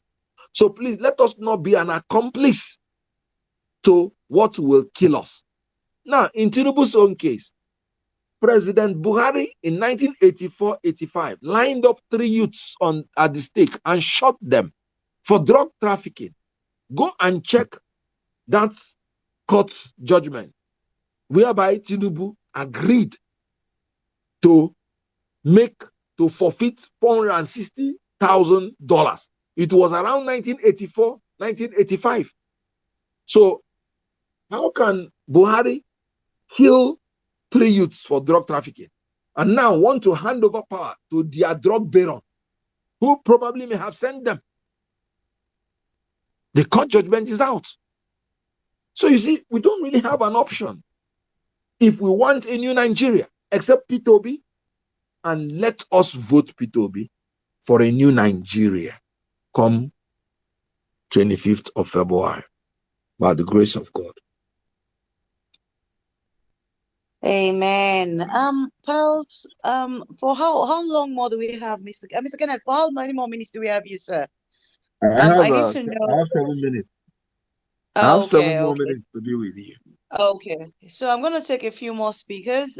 Please, guys, as you can see, we do not have much more time with Mr. Kenneth, so we need to keep it as brief as possible.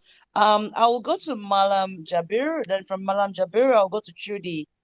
Please, I'm begging you, keep your. In fact, you know what? I'll take both of you before I go back to Mr. Kenneth for his answer. All right, Malam Jabir, are you ready? Yeah, good evening, everyone.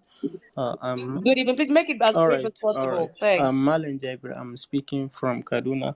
So I just want to make a clarification on other people's belief about the northern governors that are pretending to be representing Islam and Muslims. So I just want to let the people know this group of people are nothing but bunch of saboteurs. They are not representing anybody. They are not representing any religion. They are not representing any tribe. They are not representing Muslim. They are not representing Islam. They are doing all this for their selfish interests. These people has done nothing to Islam or religion. They only tarnish the image of Islam and Muslims. They tarnish the image of North. Look at the situation in the North. Unemployment, hunger, poverty, insecurity. So I want people to please, whenever they want to relate these people, they should either relate them either with their family names or with their whatsoever is related to them, but not religion, because they are only tarnishing the image of Islam, Muslims, Hausas, Fulanis, and so on. They tarnish everything. I hate it when I had someone relating those people to my religion or tribe. So please, we should always relate them with their names, with their family names, with their whatsoever is related to them, but not our tribe or religion. They do not belong to us. They do not belong to our religion. They are on their own. They are just bunch of useless people. Especially here in Kaduna, Europe is telling us to accept all Naira note. Who else is Europe? So please, people should always relate them with whatsoever is related to them, not Hausa, not Fulani, not Islam, not Muslim, not anything. They are nothing to us. They are just useless people using religion and whatsoever mechanism they have to disunite this country and to retain power. So please, let's let's be guided, please. Yes, thank you very much. Thank you, Malam Jabir. All right. Oh, it seems, Pearls, sorry, who is speaking there? Have we lost Mr. Kenneth? Pearls, are you there? Yes, I'm here. I think we lost him. I'm going to add him right back because he's in the business session. Oh, please add him back. Okay, while we wait for him to come back, let me go to Judy. Judy, good evening. Judy, are you there? Hello, good evening. Good evening, Judy. You have the floor. Go Um, ahead. Sorry. okay. Hello. Hello. Yes. Sorry. I Yeah, got. who is Hello, Mr. speaking? Yes. Kenneth. I got cut off. I got cut off. Oh, The network, just breached when oh, that guy was asking sorry his about first that. question. So I didn't get his first question. So Okay, he didn't really ask a question. okay. He was just trying to distance Muslims Okay. from some of the actions of the politicians in the north, trying to implore us to please not not group all Muslims, in the north Mm, as being, in line with some of those politicians. And he gave El Rufai as an example, okay. So he was just imploring us, he was just distancing himself and fellow Muslims from some of these corrupt politicians, basically, Yeah, you know. I can agree with him 100% because most of my political associates are not Muslims. So what he's saying is absolutely correct. As a matter of fact, how can they be claiming that they are true Muslims when Muslims of the North are suffering most in this country. You have more than 20 million out of school children. Majority of them are from the North. The 10 poorest states in Nigeria are from the North.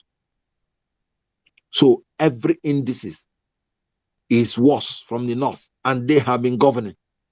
So the truth is that the Northerners should be more annoyed against these people than even the Southerners. And that's why I am imploring my Northern brothers to join this crusade. If the Northern people teach these fake leaders that have been using them as cannon folders, that has been manipulating them. I'll give you an example. One of my friends, that summer from Kebbi, the mother died. They told him not to come back because terrorists have taken over their place and have put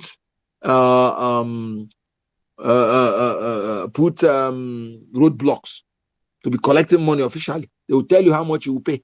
If you don't, they will take you. They told him not to come back. The sister died, the elder sister. They told him not to come back. He got so annoyed. He said, never again. That in the past, he voted tribe, he voted religion. But now he is going to vote for his freedom.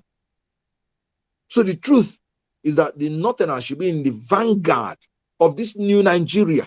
And if they don't teach these leaders a lesson, they will continue to be under their bondage, using them when they want and dumping them when they finish using them.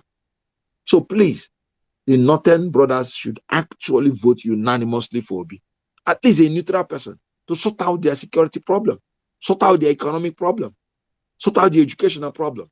And Obi has promised these 6 priority areas: security, education, economy, and the rest, infrastructure, which Obi is going to give to the Northerners.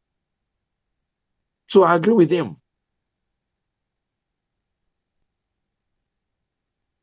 Please go ahead. All right, sir. Please, sir, can we just squeeze in one more speaker? I know you said you're leaving shortly, but can we just squeeze in one more person Go ahead. before we release you, sir? Go ahead. Okay, sir. So let's have Judy. Judy, go ahead, please. Okay, good evening, house. Good evening, Kibati, Charles, Jack, and Mr. Kenneth. Good evening. Good evening. So, I've been around on the space. I've listened to everything that you have said. I want to say a very big thank you for your contribution towards the campaign and everything. So my worry is about Southeast. In Southeast now, we have this fear among the people, and it it doesn't seem like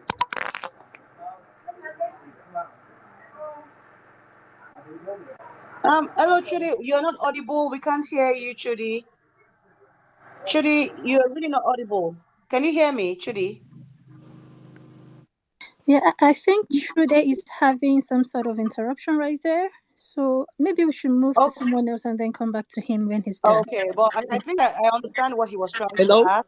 There's Okay, Judy, can you ask your question in one sentence, please? Okay. Just Okay. your network is bad. So One so so sentence. this is it about the situation in Southeast. There are some people moving around, um, pasting these posters that there will be sit at home from the 23rd to 26th of this month, and this is the election period. So, and many people are afraid that um, there will be there will be violence on that day and so many things. So we need a voice. We need a plan to counter these things. We need people to come out and encourage the people to come out that nothing will happen. And secondly, we need security in Southeast. Like, we need to encourage our people, not just by words. We need to have faces out there who will come out and say, okay, this this is what we are going to put in place. We need to encourage our people. So that is it. Well, the security operatives have assured everybody that they should go about their normal business, that there won't be anything like sit at home on those days. And I believe them because they were able to do Anambra State election very successfully, even when those threats were there also initially. So I want everybody to go about your civic responsibility, because some of those people we've gotten now that they are being sponsored from outside the southeast just to reduce the votes of P2B. So I believe that the security operatives are on top of the game and would act accordingly to ensure that such a thing does not happen. Even the separatist organization, they came out to say they are not the one issuing the orders. So you have some fifth columnists who are being paid a lot of money in dollars to be used to destabilize the election in the southeast, but they failed before, and I believe they will fail again by the grace of God. I saw what happened to one person that wants to enforce sit at home in Anambra State, meaning that the people do not want anything like sit at home this time. And I will advise everybody to be peace abiding so that we'll do this election and see a new Nigeria where there will be no more sit at homes. So you're making poor people who are poor to be sitting at home doing nothing, and you're not giving them any incentive or compensation for their sitting at home. And you say you are protecting them, or you say you are doing you're fighting for them. So, and this time they have the greatest opportunity.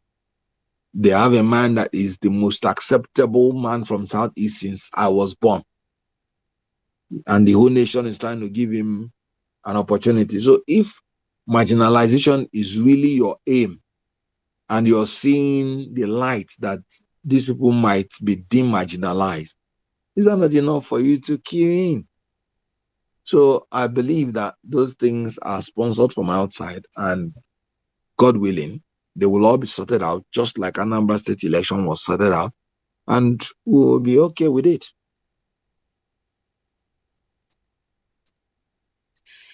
All right, thank you very much, sir. Pearls, let me come to you. I Yeah, think we have to release our guest I tonight. just want to even beg him, sir, please, can you spare us another 10 to 20 minutes? We have lots and lots of people who want to speak with you. Even my DM is blowing up as well. Lots of people want to come speak with you.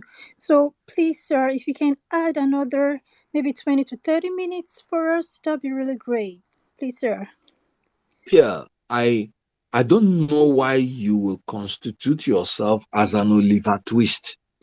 And now that I am begging for every vote, you want to paint me in so that some people might get annoyed and not give me the vote I want. This is blackmail. You're setting me up. If my principal hears that some people would have given us votes, but I left because I couldn't spare 30 more minutes, you want to set me up, Abby?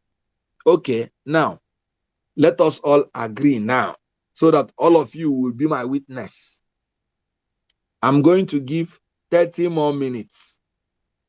This is, and by my watch, Nigerian watch, is 6 minutes after 9. Now, 30 minutes is the most she asked.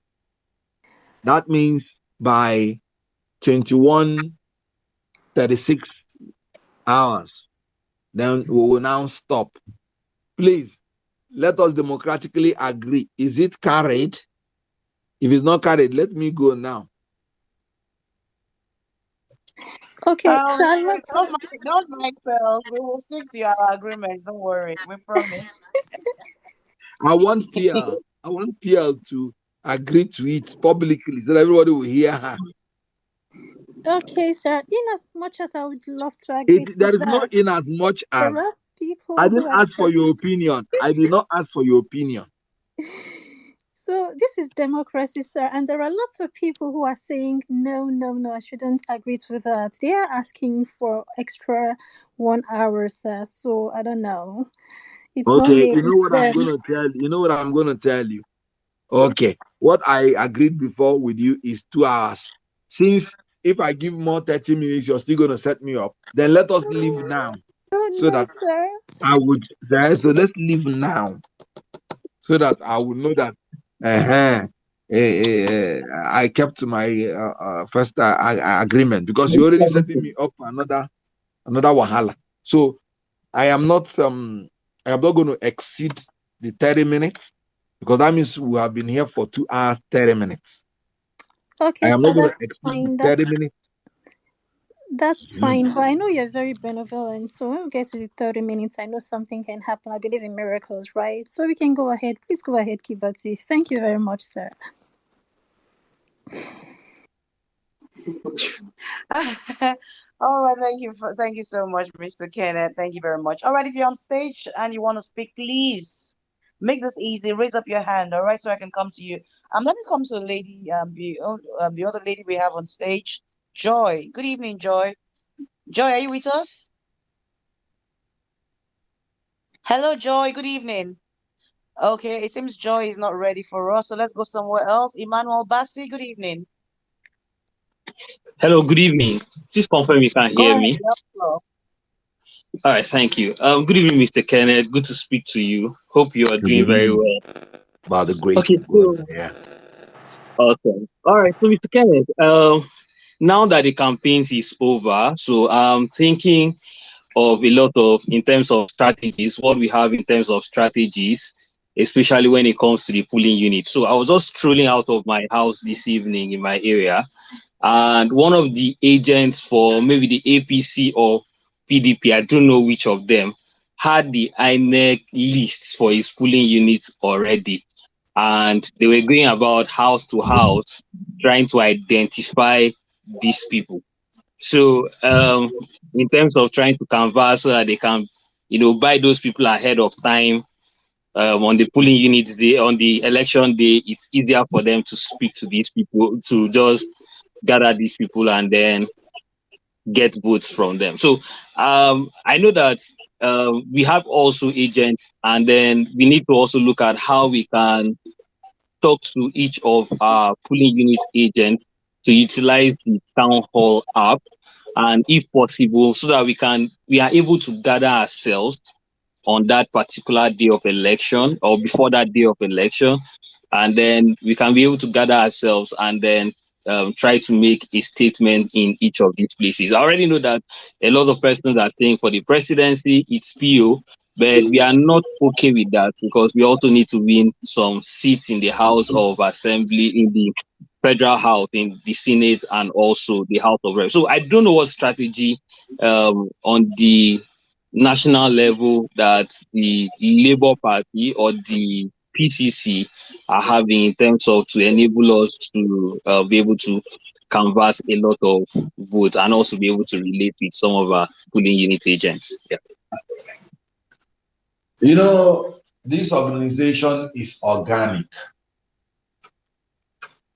and our greatest power is the individuality and the individual creativity of each member. So there is no centralized strategy that is to be adopted by everybody. Every section, every state, every locality studies the peculiarities of their section, their locality, and now employ the strategy. I mean, in the North, for instance, where women are not allowed to mix freely, you will not use the same strategy that you bump into people's houses like you can do in the South and do same in the North. So every strategy should be tailored towards what is obtainable in each locality. So we have that strategy of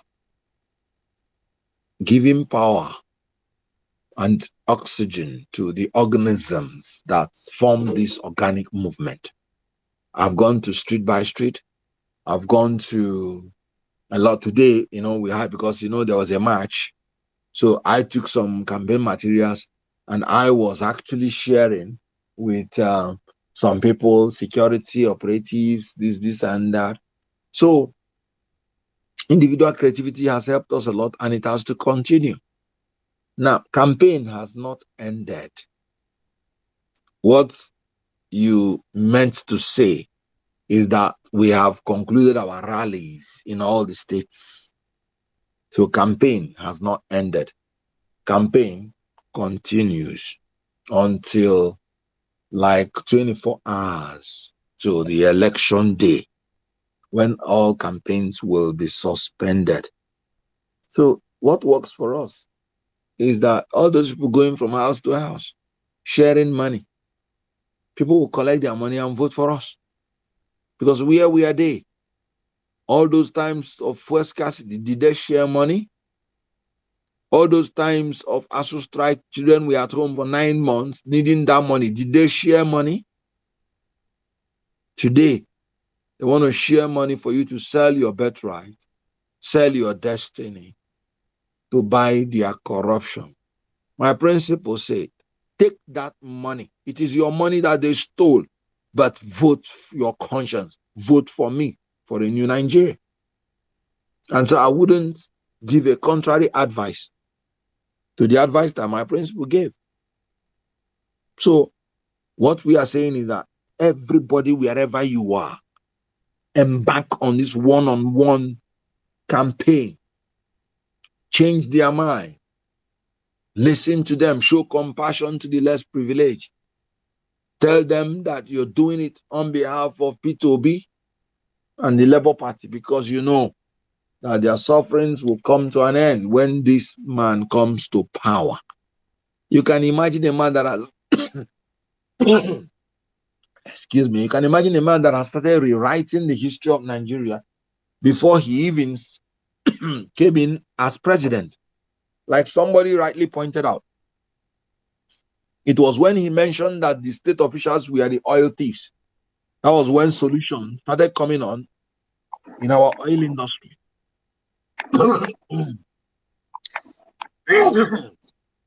So, as I was saying, you can imagine when he went to Chatham House, his performance created this world appreciation of the brilliance of Nigerians.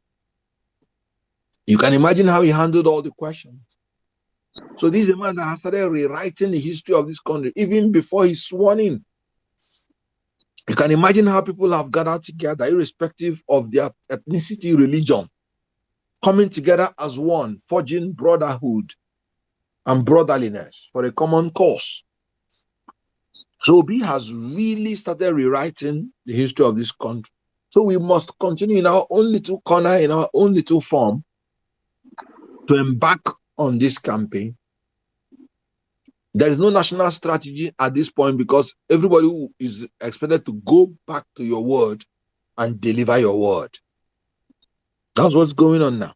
And that's what I encourage. And that's what I advise.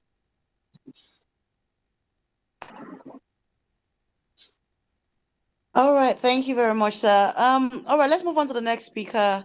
All right, I asked you guys to raise. Okay, I've got some hands up. I'll come to Dr. Olu. Dr. Olu LP. Good evening. Good evening, boss. Good evening, everybody. Jack. Good evening, Jude.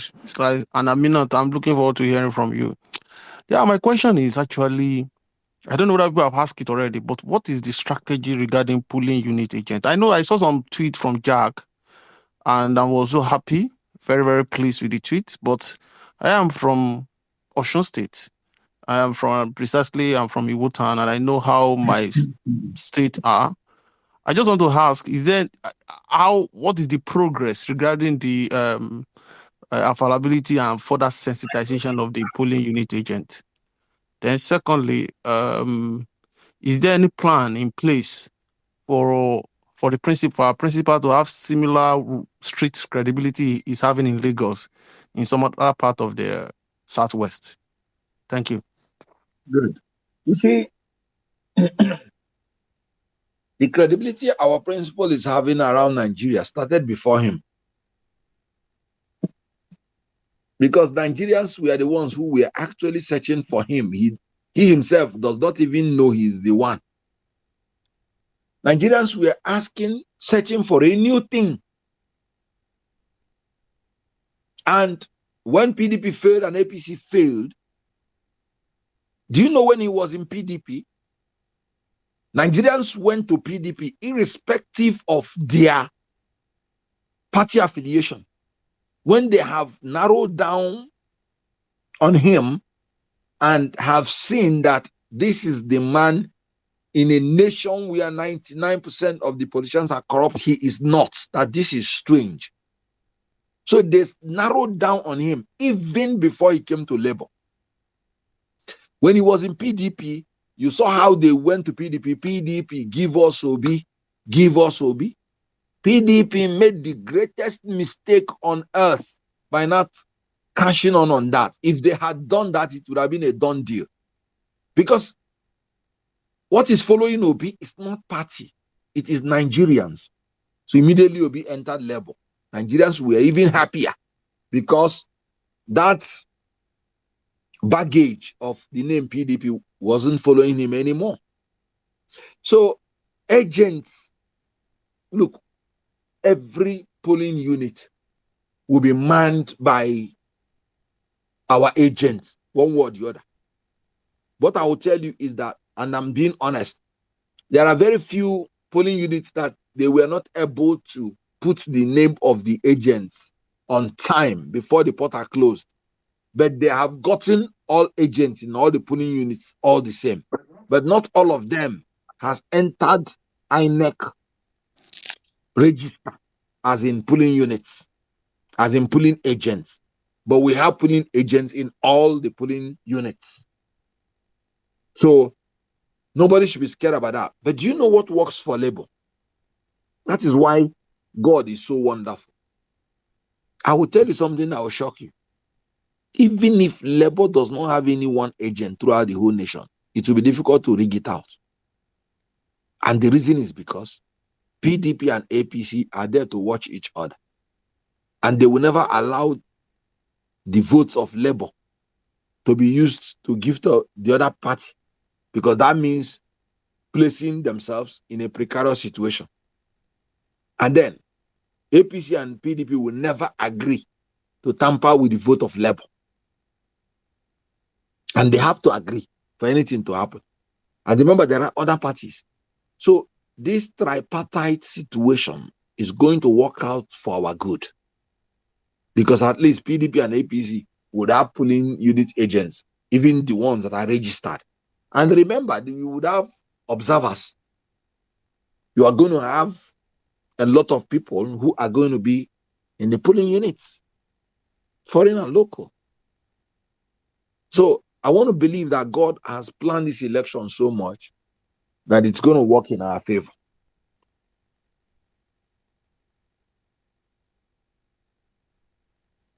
All right, then. Thank you very, very much, sir. So moving on real quick, I'll pass the mic over to Amina. Hi, Amina. How you doing?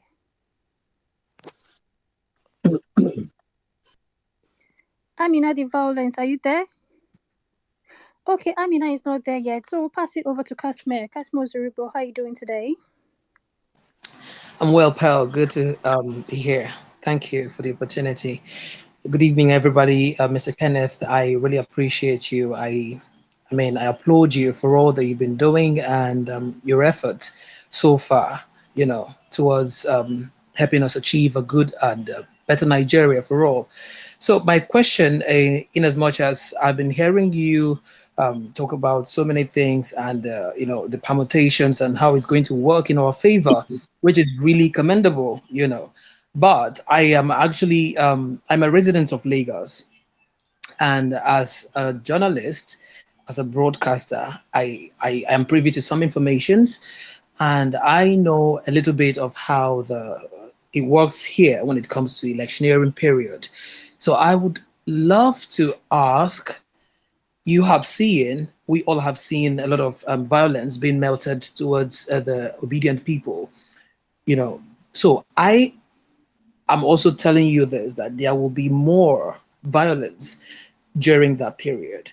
And I'm asking, is there any provision or is there a way Labour Party and our principal, Peter Obi, have been able to, put this out to the IG and the security agencies to be able to look into this matter. And also, I would also solicit or beg that whenever you get opportunity to be on national TV, you should use those opportunities to hamper on these particular security threats on obedience, because so many people are making it look like obedience should stay indoors. There is a lot of uh, um, violent threats and trying to, allay fears. I mean, trying to actually put fears in obedience from coming out to vote, particularly in Lagos. So I think you should also use the opportunity that you be on national TVs to actually, talk to obedience, hamper on the issues of security for people coming out to vote and all that. So, but before then, is there opportunities? Is there things that have been done to make sure that people coming out to vote are going to be secured? That's my question. Okay, thank you, Kasmia. Sir, can I crave your indulgence? Let's take like two people, two, three people, No, then you let answer me like no that. no Are let you going me to let answer one me after the other? no, I want to answer one after the other. It will make Okay, it actually yes, with less time, because I would have to start rehearsing the questions if I take two or three at a time. Now, the answer is yes. We have not, as a matter of fact, if not for our proactive movement, what you are just seeing would have been worse. I can tell you that God's so kind, and we are going for a national Thanksgiving tomorrow. In all these things that we did not lose anybody. Nobody was actually killed.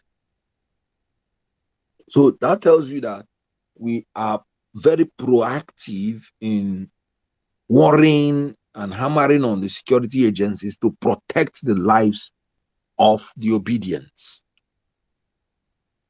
nationwide. And our principal, such a brave and courageous man, a man of conviction, a man of courage, and a man of action. He's not a man that is scared. So if this man can go through markets, not minding that anybody can from anywhere do something, if he can be that courageous, the obedience should show themselves very courageous. The best way to chase away the enemy is courage. The gun does not kill. It is the finger that pulls the trigger. When we are courageous and we stick together, these people will not dare us.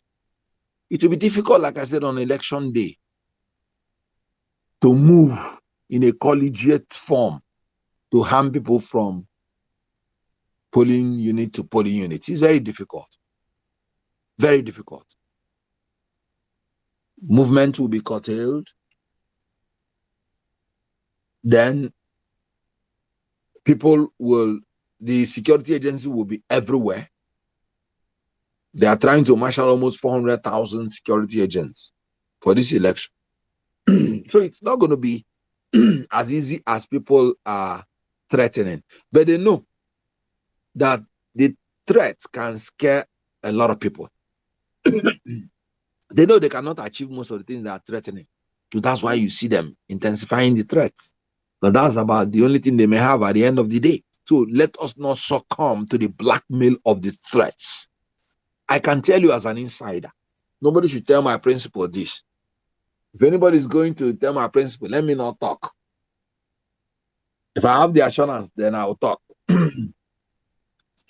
So what I'm trying to say is that there are some areas and places in Nigeria that the security report was so bad, and they were encouraging our principal not to go there. My principal said he is going to be in every nook and cranny of Nigeria. Now, Nigerians have been facing those threats, and leaders must be able to face the threats too. Can you imagine he went to southern Borno, where insurgents are still alive? He went there. He went to Biu. He went to places to meet Nigerians one-on-one. What a leader. We cannot miss this opportunity to get a leader that is compassionate and that will be like one of us, knowing what we are going through and ensuring that we have a better Nigeria. So true, we are making efforts, and our efforts are yielding fruit, and we are still making more efforts. The security agencies have made promises to us, and we have a reason to believe them because they have tried to intervene in one or two, three occasions, especially where there are threats. You can see how the Agbedos try to build their own army, even with uniform. And each time we take them out. Thank God for you guys in the social media. You're doing a very, very wonderful work. And I appreciate, and God will bless all of you. So we are doing well, and everybody should do well. So that we can all smile to victory at the end. Thank you so very much, sir. We really do appreciate it. We will go to Benjamin. But before we go to Benjamin, let me pass the mic over to Real Life Streaming App. Real Life, are you there? Yes, I am here, Pels. Thank you so much, Pels, for giving me the opportunity to speak here. Before I start, I also want to commend everyone in the space for all the efforts that we all have put in so far. Mr. Ken, I listened to all your interviews. I think you're the real bomb that we've been looking for. Kudos to all the good job that you've been doing. I want to bring to everyone's attention, and also to yourself, Mr. Ken, our live streaming platform that's specially designed to help Nigeria curb the electoral violence and issues that will be arising on that day of election. Our live streaming app has a feature that will enable people record or stream election from all the polling units in Nigeria in a special dashboard where all the polling units will be arranged alphabetically. And then users from all over the world, the app is already available in over 200 countries. Users from all over the world can easily click on each of the live streams and watch them from the comfort of their home, whichever country they are. Our app also have the facility to send out an SOS alert when there are electoral incidents like ballot snatching, child voting, kidnapping, or any violent activity happening in those polling units. All the streamer need to do is just to activate such a SOS, and all the viewers that are using the application get the notification in real time. Everyone can easily see those polling units where things are happening, and such a SOS can also be shared with the cops or law enforcement officers with the real address of those locations. All recordings on our live streaming applications are saved on the iCloud, so they can be retrieved. They have the date, the timestamps on them. They can be retrieved later for future references. So that way, if there is any legal action that ensued after the election, you guys have all the proofs that we need to be able to, follow through. Also, we also have the option for people to watch the election results coming on from each of the polling units. You can see them as they're being announced by those polling unit agents in real time, right there on the dashboard. And then also, it has the option also for people to chat and interact on the live streams. So everyone can exchange their views in real time, just like you do on YouTube chat or Instagram chat. And then also, you can also send out gifts to the person streaming those such polling units in order to motivate them. This application is free to download, free to use. Both the person streaming from all those polling units is free, and the person also watching is also free. I want to also bring it to the attention of Mr. Ken, so that way you can pass it over to anyone in the team there that is maybe can help us make it go viral, so that Obedience can, from wherever they are, can also download this application and use it to monitor the election on those days. It has also been vetted by some IT members in the Obidati campaign team. Thank you so much. Oh wow, that's beautiful. And as I keep saying, that Nigerians are very brilliant people. One of the best things that have happened to us is this telecommunication that led to the proliferation of internet-based access to all Nigerians. And you see, when Nigerians are given a chance, they do things excellently well. The method that we used in bringing telecommunication in Nigeria is simply the method my principal is saying that we can replicate it in all other sectors. It is private driven. And look at all the chaos we are seeing in the system, yet it's not affecting the telecommunication because it is entrepreneurship driven governance. That's what we should be doing. Every sector should be business-like. So I thank you for that creativity, and I join everybody, especially in the social media space, to help to publicize it so that we can watch whatever is happening live with the aim of ensuring that these result thieves, election thieves, do not steal our results like they steal our oil. They have turned a land that is meant to be flowing with oil and milk to a land that is flowing with tears and blood. We have to stop them. 25th should be the last day they will rear their head in Nigeria by the grace of God. Thank you so very much, Free Live Streaming App. I've been hearing about your app for some days now, and I must really admit a lot of people are very enthusiastic about it. I will download the app as well, and I will make sure I promote the app on my spaces and on my WhatsApp platforms. Thank you very much for this very innovative, app that you brought up for us. And I'm very glad that even Nigerians in the diaspora can actually download the app and use it. It's not just for those in Nigeria. So thank you very, very much. So real quick now, I'll pass the mic over to Benjamin. Hi, Benjamin. Good evening, Miss Bells. Thank you, everybody. Barrister Kenneth Okonkwo, thank you for coming here today to talk to us. And every other person who present here and all our listeners, I want to tell you guys have done very well. We have tried our best, and our best is what is going to bring out the best result that we are going to be expecting, on next Saturday. I want to quickly remind us that there has never been an election in Nigeria where threat and violence is not coming from the in one set or rather in one quarter or the other. The first thing that kills a man is fear. If you are able to conquer that fear, and that fear will just vanish as if it has never existed. We are the majority. Do not be afraid. I do not have question for Mr. Kennedy. I'm just here to let everybody know that all what they are doing, they are just trying to play the psychological game.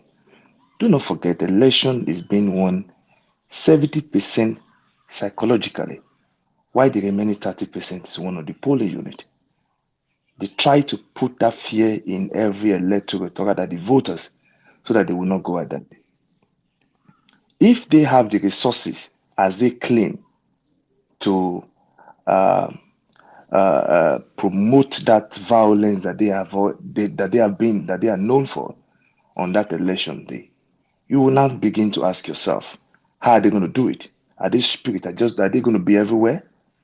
If we have 30 people in the polling unit and 15 persons of that 30 persons are obedient, will the remaining number just come and overtake us like that?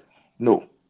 I am not saying we should go head to head with them, but the truth is that we have been pushed to the wall. Now we are voting and we are going to defend it. Like what Barrister Kenneth said, campaign is not over. Mr. Peter Obi have gone around the whole country, especially areas, especially terrains that are more difficult for security agencies to even access. But this man went in there and carried his campaign successfully. That is a sign that Nigerians are with him. That is a sign that he is well accepted and is well appreciated. That should give you the courage to go out and vote. And everybody and every person surrounding PDAPC, Tinubu or Atiku, they are just there for what they want to get. Jungle is start maturing according to what the other one normally says. Do not be afraid. Once you are there, they are there. They can't do anything. And I'm very happy that Beavers has come to stay. I beg every one of you who are present here today, tell your family members, tell your friends, go in group.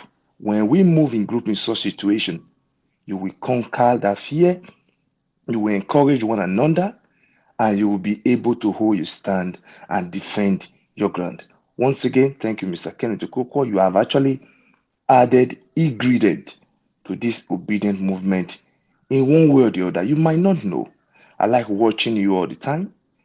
Whenever I hear you giving those point on any media station, I just look at it. I say, wow, why was this man in the entertainment industry? But I'm happy now that you are into the limelight, that you are into this politics, you are into this movement. I must tell you, you have contributed to the chart of Peter Obi that has gone up in the last poll that was conducted electronically. And I want to say thank you. And God bless you, and God continue to bless us all and give us the wisdom to move strategically. And thank you all. Yeah, thank you very much. That was a good comment. I agree with you completely. That is why the Bible said that the devil is a roaring lion. It's not a biting lion. He will come and roar, and every animal will take cover, and he will do what he wants to do and run away with it. Please, when the devil roars, let us confront them one on one. We are fighting for our destiny. My principal has confronted them in every city, in everywhere, in every market. If God preserved him, much more will he preserve the followers. Let's go out and vote, and do not succumb to the blackmail of intimidators and manipulators. We are the inspirators, and we have to inspire ourselves. Watch each other's back and move to victory by the grace of God. Thank you very much, Benjamin. Thank you so much, Sarah Kenneth. So real quick, let's go over to Amina. Amina, are you ready now? Amina, I see your hand up. Are you ready? Yes, I'm ready. Okay, please go ahead. Okay. Good evening, Barrister Kenneth, and good evening, Obedience. Good I want to evening. appeal to our principal to engage imams, Muslim communities and northern major markets with same energy in Lagos and Southeast. And secondly, do we have command centers for coordination and collection of feedback on response and events? Thank you. Thank you. Well, the truth is that if you check what is happening in the north, you see that some clerics are coming out to endorse Obi. Even some emirs are singing about Obi. So they are really doing a lot of work underground and even publicly. So he's doing that, and he's not stopping. He's everywhere. He will continue until the last moment. We'll continue to pray. I urge everybody to continue to pray for him, for journey mercies and safety, and for provision. So we just thank God. We'll do our best and leave the rest to God. So that's what with the imams. I have it on good authority that they are relating with the imams. And it's coming out, working out good. If you check, no Northern group has actually endorsed any candidate. And the truth is because they know that the people have chosen to be in their minds. So I thank God, and I know we are going to overcome and succeed. Thank you. Thank you, Amina. Thank you, sir. So real quick, over to you, Senator Chris. Senator, are you there? Yeah, I'm there. Okay. Can you hear me? Loud and clear. Please go ahead. All right. There was something that happened today. So I think if I didn't bring it up here, it won't be a good one. And in this space, when the vice president, incoming vice president, was speaking today, he talked about 75% of votes in Abuja. He said if Obi can have 75% vote in Abuja, then automatically no other candidate can be declared winner of the election. I don't know. I think he said it's in the constitution of INEC or what. So I don't know how that can be interpreted, right? If there is need for such things, why don't we begin to build our tactics towards that too? Because we know that because it's very clear right now that Obi is winning Abuja, that's for sure. So I don't know what is the percentage that they say, okay, if we get this particular percentage, then every other candidate they're not doing anything. So we're having upper hand as regards to those votes, and probably it's going to be very easier for us to win. Then, if for instance, or maybe they have other candidates that have a majority vote more, it will lead to a runoff or what. That is, if our principal don't have the 25% in 24 states that is required. So I want you to interpret it, especially this 75% vote they talked about. Then before I wrap it up, something happened today. During the rally, we had people that came to attack our vehicle. You know, these things are things that are always prevalent when it comes to this opposition party. So when I was listening to Mr. Benjamin earlier, I think he said some things I really want to say. So I'm buttressing what he says by telling Obedient that as much as we are peace loving and very equipped kind of people, we need to also be rugged as well. Because when you listen to Peter Obi speech at the earlier, he was talking about lunatic taking over the asylum. You don't have to do it like a gentleman. You have to be as rugged as they are. So I tell people on space early in the morning that if we are going to vote on election day, it shouldn't be just the people with PVC. We should have people without PVC outnumbering the people with PVC, because when those guys come in to do those shenanigans are in the unit board and they see numbers there, they will not have mind. You come to somewhere, you are seeing 200 people. How many people you want stab with 200 people there? You understand? So we should be fully prepared too, because in any way, whether the radical way, whether the violence way, we should be fully prepared as well. And especially this preparedness should be especially in our stronghold in the southeast, in the south, in the north center. We should be fully prepared there to do anything, because the election is not a child's play. It's not something we will say by the grace of God, let's live. Yes, God is going to be with us, but we'll have to work and fight to ensure that the victory is assured, nothing should be left undone. So for the interpretation of the 75%, I want to get very clear word from the barrister. Thank you very much. All right, thank you very much. I'm sure, and I'm talking as a lawyer now. I think basically what they are trying to misconstrue is the Constitution said before you're declared a winner, you will have the majority vote cast, and you would have 25% into third of the 36 states, including the FCT. So some people are now saying that what that mean is that you would have 25 states in the two-third, and you must have 25% of the votes in FCT. So what they are saying is that if that interpretation will be allowed, what it means is that if Obi gets more than 75%, it means that no other party got 25%. And then that means no other party can be declared the winner. But in my own understanding of the Constitution, that is not the correct interpretation.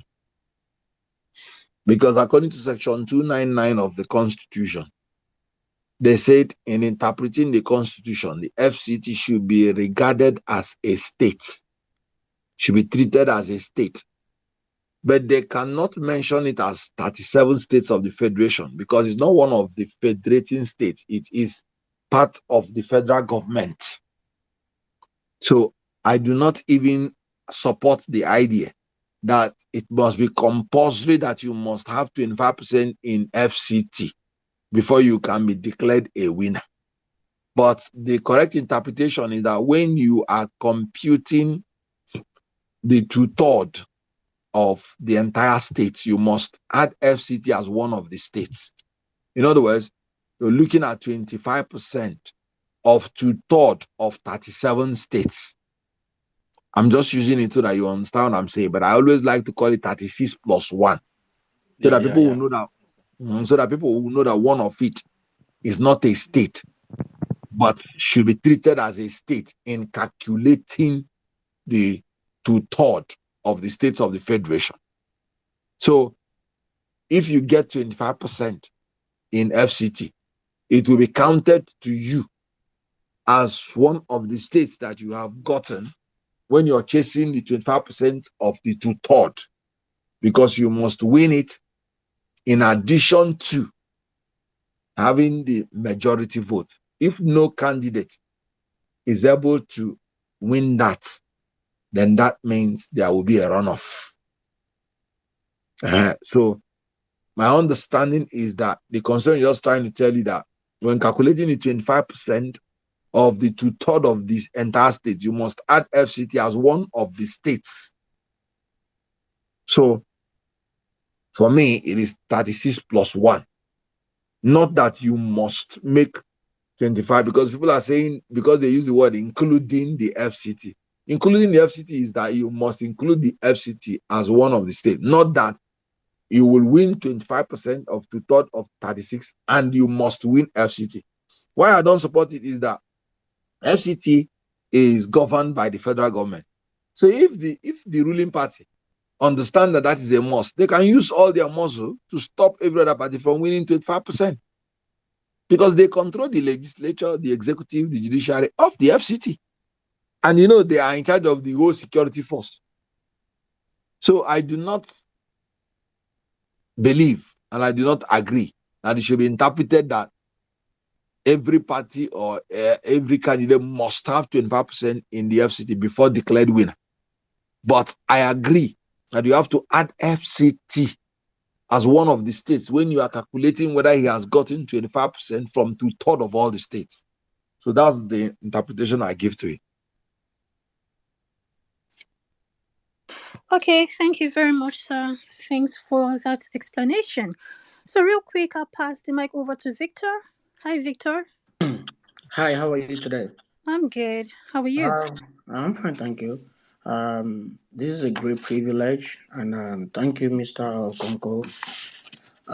Well, I don't have questions, but I only have few contribution as part of my international exposure. Yes, I'm calling from America, and I've been following the trend. Basically, like, I just want all.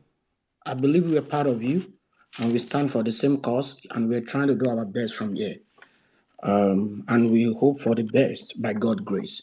I want everybody to be mentally physical, and the collaboration is very important. You see, the past few days, the riots, we've been following the trend, and I was having a conversation with my old colleague that we used to work in the banking industry together. He told me how they open banks for 3 months. They are open on Sundays for people to bring back their money, and they didn't bring nothing. And now they are going out there, a lot of our youths. And I believe they are being instilled by failed politicians.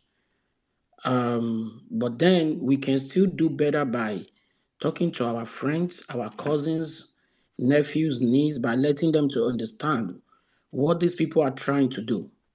They are only using them. We don't have to give up. I don't have to think about me being a graduate and having a primary schoolmate that is riding Okada, and I don't have to worry about talking to him. This point, we all need to come together. We all need to think about a better Nigeria. We all need to think about the progress, how we are going to have a new face. Emmanuel Macron could do it out there in France, and I hope Peter Obi can do better for us. Most importantly, we need the few days to go. We need continuous positive reinforcement. Don't let us be tired. And let these people understand why they need to vote. And like Nelson Mandela said, and I quote, he said that, don't be a threat to people around you, ourselves, so that people will not, when people see you as threat, they will not trust what you are telling them. You know, it is very important. Like when we are trying to, I saw some videos, some women saying they want to sell it, they are going to vote and get money one time, they will not. We are coming in as the obedient to make it better for our people, our parents, our families. But we need to let these people understand. We need to understand why we need to let people understand why they need to vote. And when we want to communicate, our tone should be very, very be at the best level, and we should not be religious, either Muslim, Christian, or Jehovah Witness, whatever you're serving.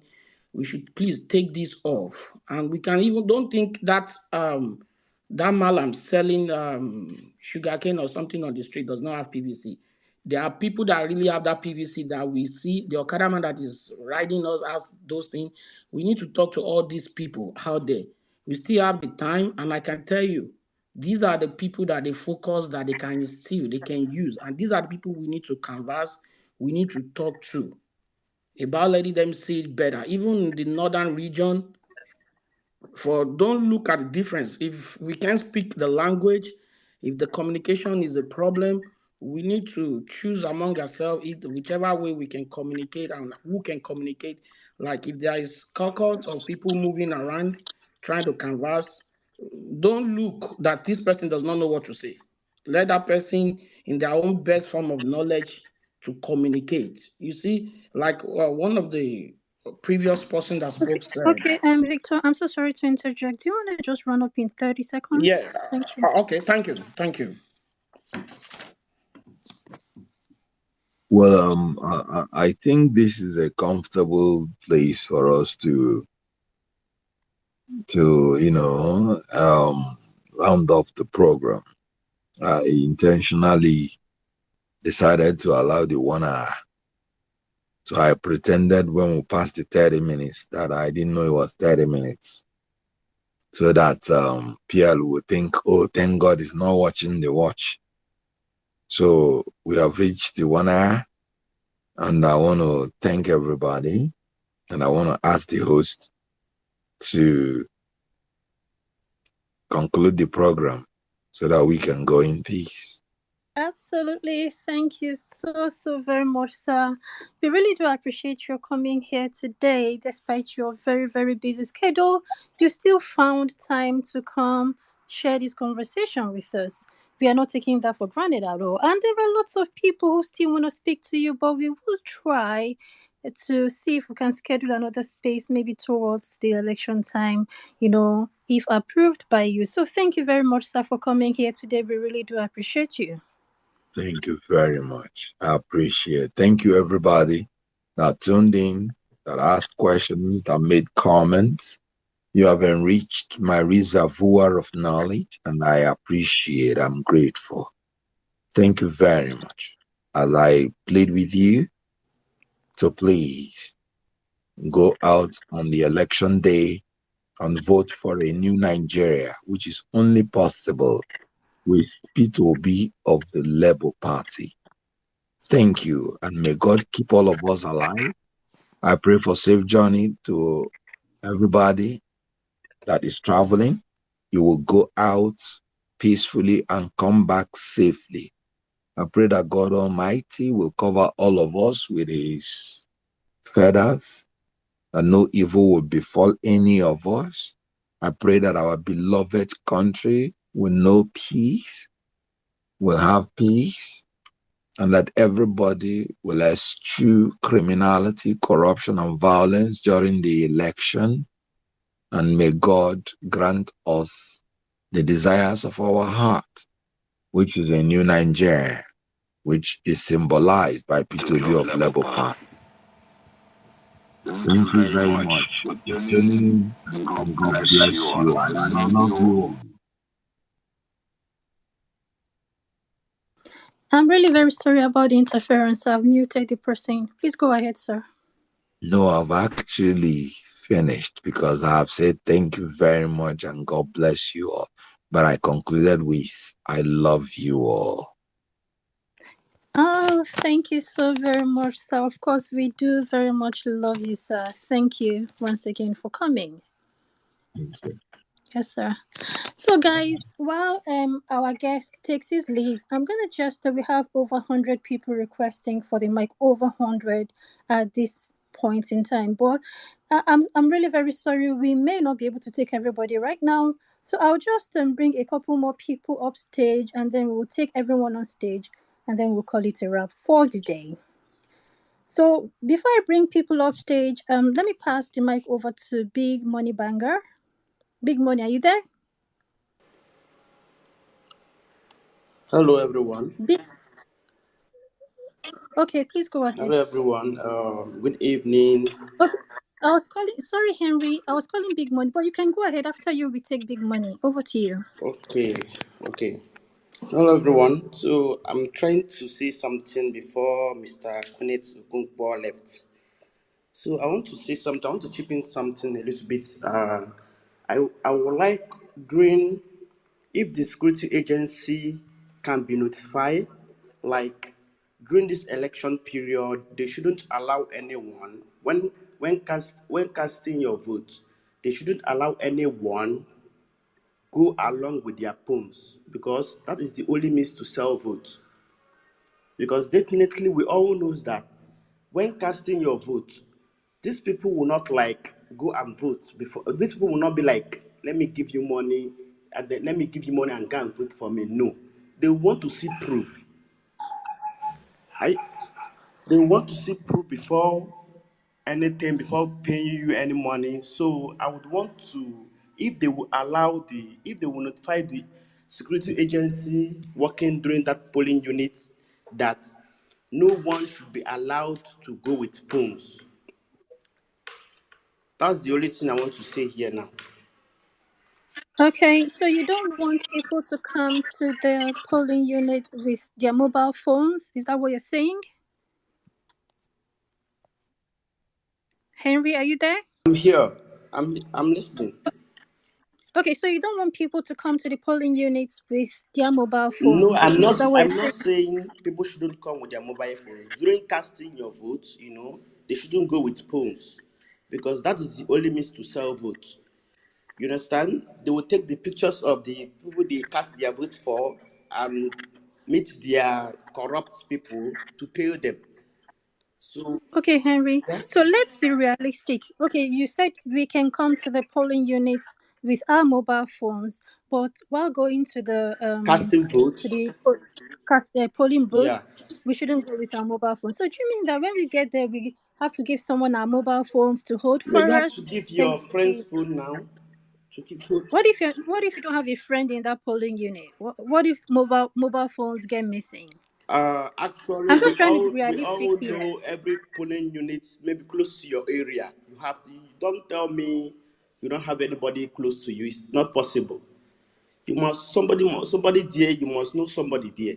You can't just be going a place polling units whereby nobody is there. You don't know anybody there. It's not possible. Well, we all know what we are doing now. Okay, Henry. Do you want to round up in 30 seconds? Yeah, sure. So what I'm saying, it will help prevent us some vote bias. Because during that day will be very, very hot. So that's all I want to ship. A little bit I want to ship. Okay, thank you, Yeah. Henry. I would like to let people here respond to what you said. I will start with Benjamin, then we'll go to Ben Team Over, that is Ben Totex. Then we'll pass the mic like that around. So over to you, Benjamin. You want to respond to that? I actually wanted to respond to it. It doesn't make any logical sense. Exactly. Does not make any logical sense. the the major reason or rather the purpose of somebody having his or her phone is for private use, and going to the police unit and handing it over to somebody else is not a good idea. One, and secondly, I also want you, the guy that made a suggestion to Pablo, to calm down, because you are not even allowed to be snapping the ballot paper after thumb printing, after voting your choice of candidate and all those things. So that is the reason why security agencies are there. That is their responsibility. And I want you to be rest assured that the security agencies that are there, they are all well trained. They know what to do. They have been doing it before, and they have also be brief and debrief. They know what the kind of task that is ahead of them. I'm not trying to say your opinion does not count. Your opinion is well welcome, but if you look at it the other way around, people would definitely lose their valuable items, especially smartphones that is very difficult and expensive to get today. Handing it over to somebody during election time is unadvisable at all. But one thing I can assure you and everybody here, security agency know what to do. And if you are here, you want to snap your ballot paper after thumb printing, have it in mind is a criminal offense, and you can be charged for that. And there is also another thing, what is called citizens arrest. So on election day, on the on election day, there is a citizen arrest, a clause that allows citizens to make arrests and hand over it to the security agencies that are close by and all those things. So you are going to be playing the double role that day. Go there, cast your vote for Peter Obi. The second role is for you to be on the watch out, to speak up when things are going wrong, when things are going well, to also speak and put everybody in the right direction. Thank you. That's just my opinion for that. Thank you very much, Benjamin. So, I have been privy to so many conversations from guys from the other side, and they have devised different means through which they're going to buy votes. As I'm speaking to you right now, I know like 5 of those methods, which I'm not going to mention here because I don't want to start giving people ideas. They have 5 different methods through which they're going to buy, and it's not even, the styles are not even obvious. These methods are not things you're going to be able to see with your eyes. The people that are going to sell their votes to, these people, you won't even know when they're conversing with them, rather. So trust me, mobile phones or not, holding them, going to the polling booth to cast your votes, it doesn't make any difference. What I usually just say to myself is that I know not everybody has conscience, right? A lot of people hope for good governance, hope for Nigeria to be better, right? But I just hope that no matter how much conscience you don't have, the little that is left of whatever you had before, just use it, utilize it. Do not sell your vote. That's what I'm going to say. Because these methods these guys have devised, if you hear them, you wonder why they've not used these innovative styles to bring about good governance all these years. It's only when it comes to elections, they try to be manipulative, they try to use people's brains and all that, right? So trust me, these guys are smart, very, very smart. It's just left for every one of us to, utilize whatever is left of our conscience for the want of a better Nigeria. Trust me. So over to you, team. Over to you.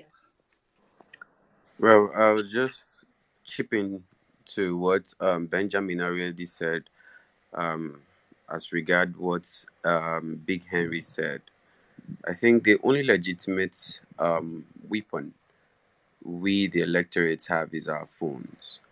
And I would really, really strongly advise Henry not to share that information to anybody, not to carry their phones. Because should in case anything, any uproar arises in your polling unit, your phone is the only thing you can use as an evidence. That is just it. And cases where you're saying security agents are prepared to combat situations like that, what I really suggest that some of the security agents and commanders do is just a change of staff, a change of personnel. I strongly suggest that what um, the president should be thinking about is sending in personnel from different states to supervise other states instead of using the ones that are already existing in that state, because they are easily manipulated. And the first thing that comes into a man's mind is how to benefit from what he is seeing at that point. And when they start these negotiations, you don't even know. When they collect PVCs that they are paying for, you don't even see it. And another thing, just to apply safety to everything we are going to do on that day, if you're going there to vote, please don't exchange any sort of abuse with anybody. Don't try to bring any candidate down, because you don't know who is who on that day. There are people going there with different ulterior motives, different mindsets. So the thing is, we are all going there to vote Peter Obi, and we always have to stay on guard as well.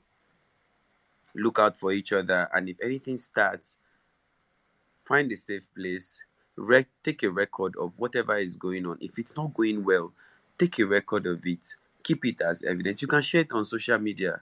The social media is the fastest tool right now to fight anything, any sort of injustice. I think that's all I have to say. And Benjamin, thank you for your take. It was really, really, really good.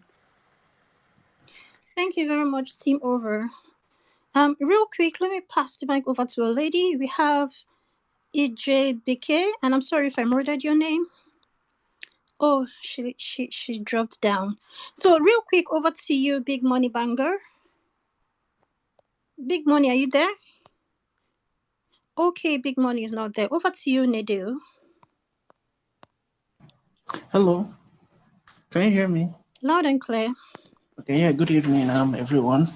So, I've been on this space for some time now when Kenneth Okonkwo was talking, and there is something I want to say, because I've observed conversation between obedience and the rest of our under countrymen and women. Something that is very noticeable in this election. Good evening, Obedience. Hello? I don't know if he's speaking. Okay, Big Money, do you want to just wait? Someone is making his submission. When it's done, you can grab the mic. Okay, no problem. Okay, so something that is easily noticeable is that we obedience, in a way, try to amplify every trade that is thrown on us. You see this election, I'm not bothered in the slightest about the amount of money or whatever money APC is going to share or PDP is going to share.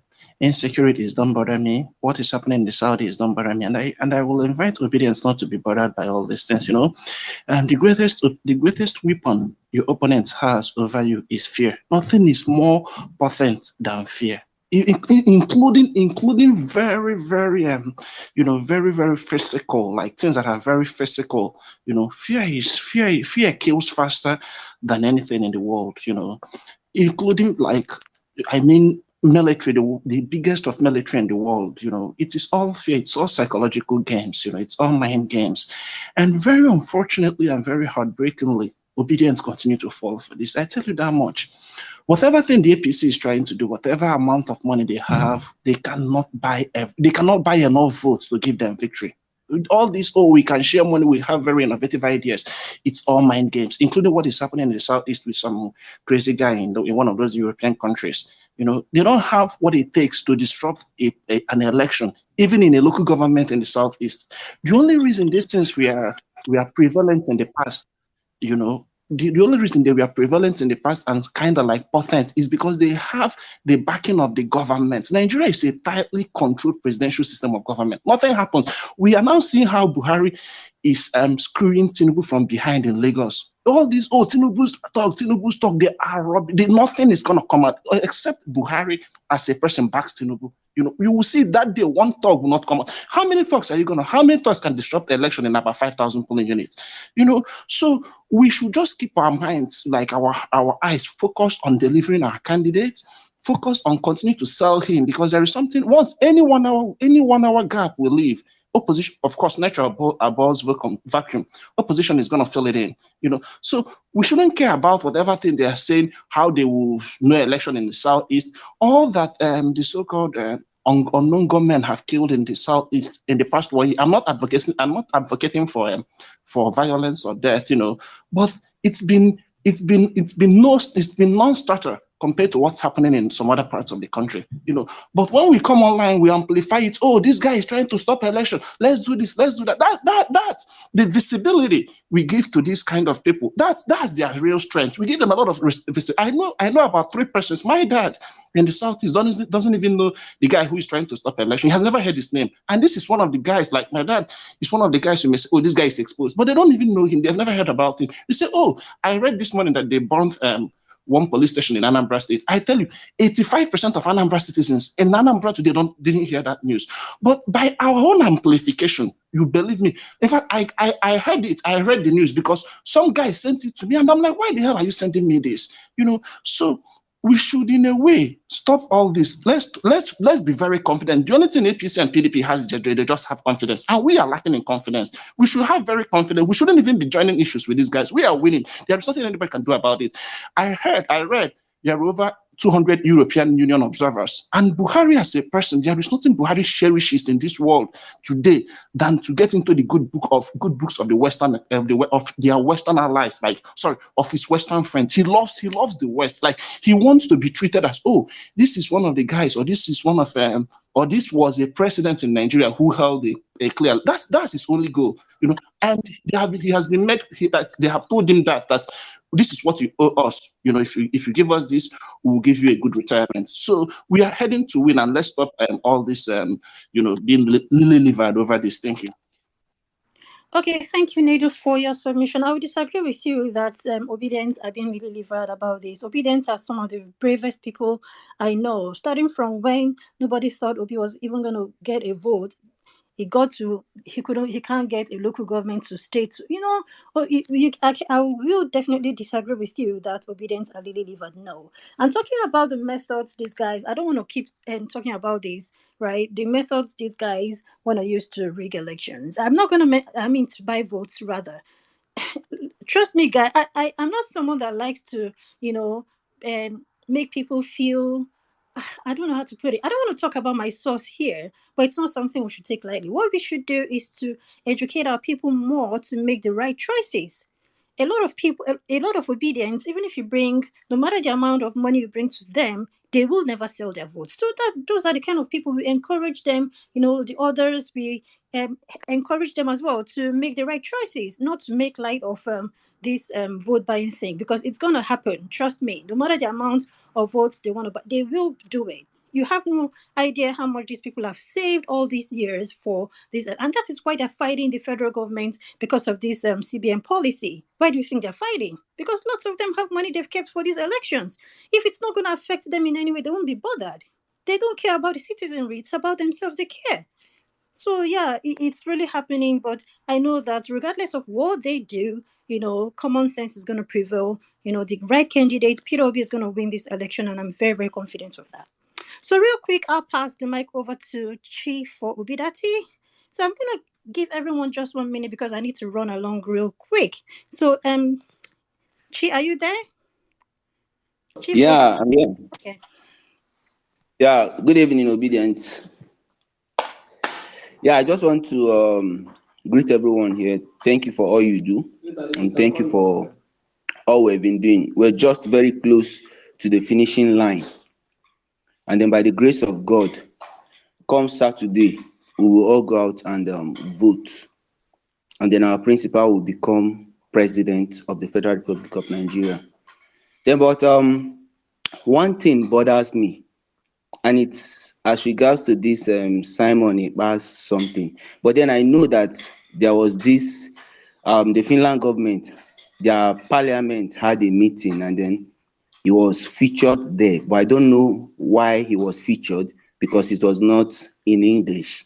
I know for me, definitely I'm going to go out and vote because I'm in the East. But then my problem now is for people who are in the rural areas, who when they hear of this sit at home, will no longer come out and do any other thing. And that bothers me because for me, every vote actually counts. Is there a possibility that this guy will be picked up before the election or something? Because I really want our principal to his winning to be landslide. So that's about what I want to know about. Okay, so the Nigerian government had a meeting with the Finnish ambassador to Nigeria some days back, and today, like you said, the Finnish um, government, the I don't know what they call their House of Rep or whatever. They It's had a meeting, parliament. their parliament, yeah. So they had a meeting today, and someone made a tweet about it. I just posted it on the Jumbotron, but because I've been on this space, I've not been able to. I understand a bit of their language, but I've not been able to watch the video because I'm on this space. So I believe whatever they conversed about regarding him today, I believe it's positive because they're not going to just fold their hands and watch their citizen try to disrupt the electoral process of another country. So whatever it is, I believe it's positive. Let's look forward to, the elections without any fear of intimidation. So guys, I'm just going to pass the Okay, mic. so since sorry for cutting you, since you understand a bit of their language, is it possible that when you watch the video, you can do a bit of transcript and then post it so that we'll know what the meeting is all about? Okay, then that's fine. I'll do that. Yeah. Yeah. So over. Thank you. So real quick, we'll go to Martin Kwang Global Enterprise. And I'm really sorry, we have over 80 people, over 70 people right now requesting for the mic. I'm sorry, guys. I may not be able to take everyone. So over to you, Martin. Good evening, everyone. Mine is just a little submission. No, people are talking about the insecurities in Southeast. We should come out, do that. I use myself as an example. Here, I had my brother, who is a member of the House of Assembly in most states, and his house just got burnt, just because he's a member of the House, and he's even in the APC. Now, I've been going about meeting the people that I feel like they are the ones that is helping this Simon Ekpa to cause all these sit-at-home problems here in the Southeast. And each time I meet them, I try to give them reasons why they should allow these votes to count. They should just allow us to go out and then do our normal voting. Instead, I always tell them, instead of telling us not to go and vote, just tell everyone that if you know you are coming out to vote any other person apart from Obi, don't even dare come out. But most of them, when they tell me, they say, no, our problem is not with us, it's with those politicians.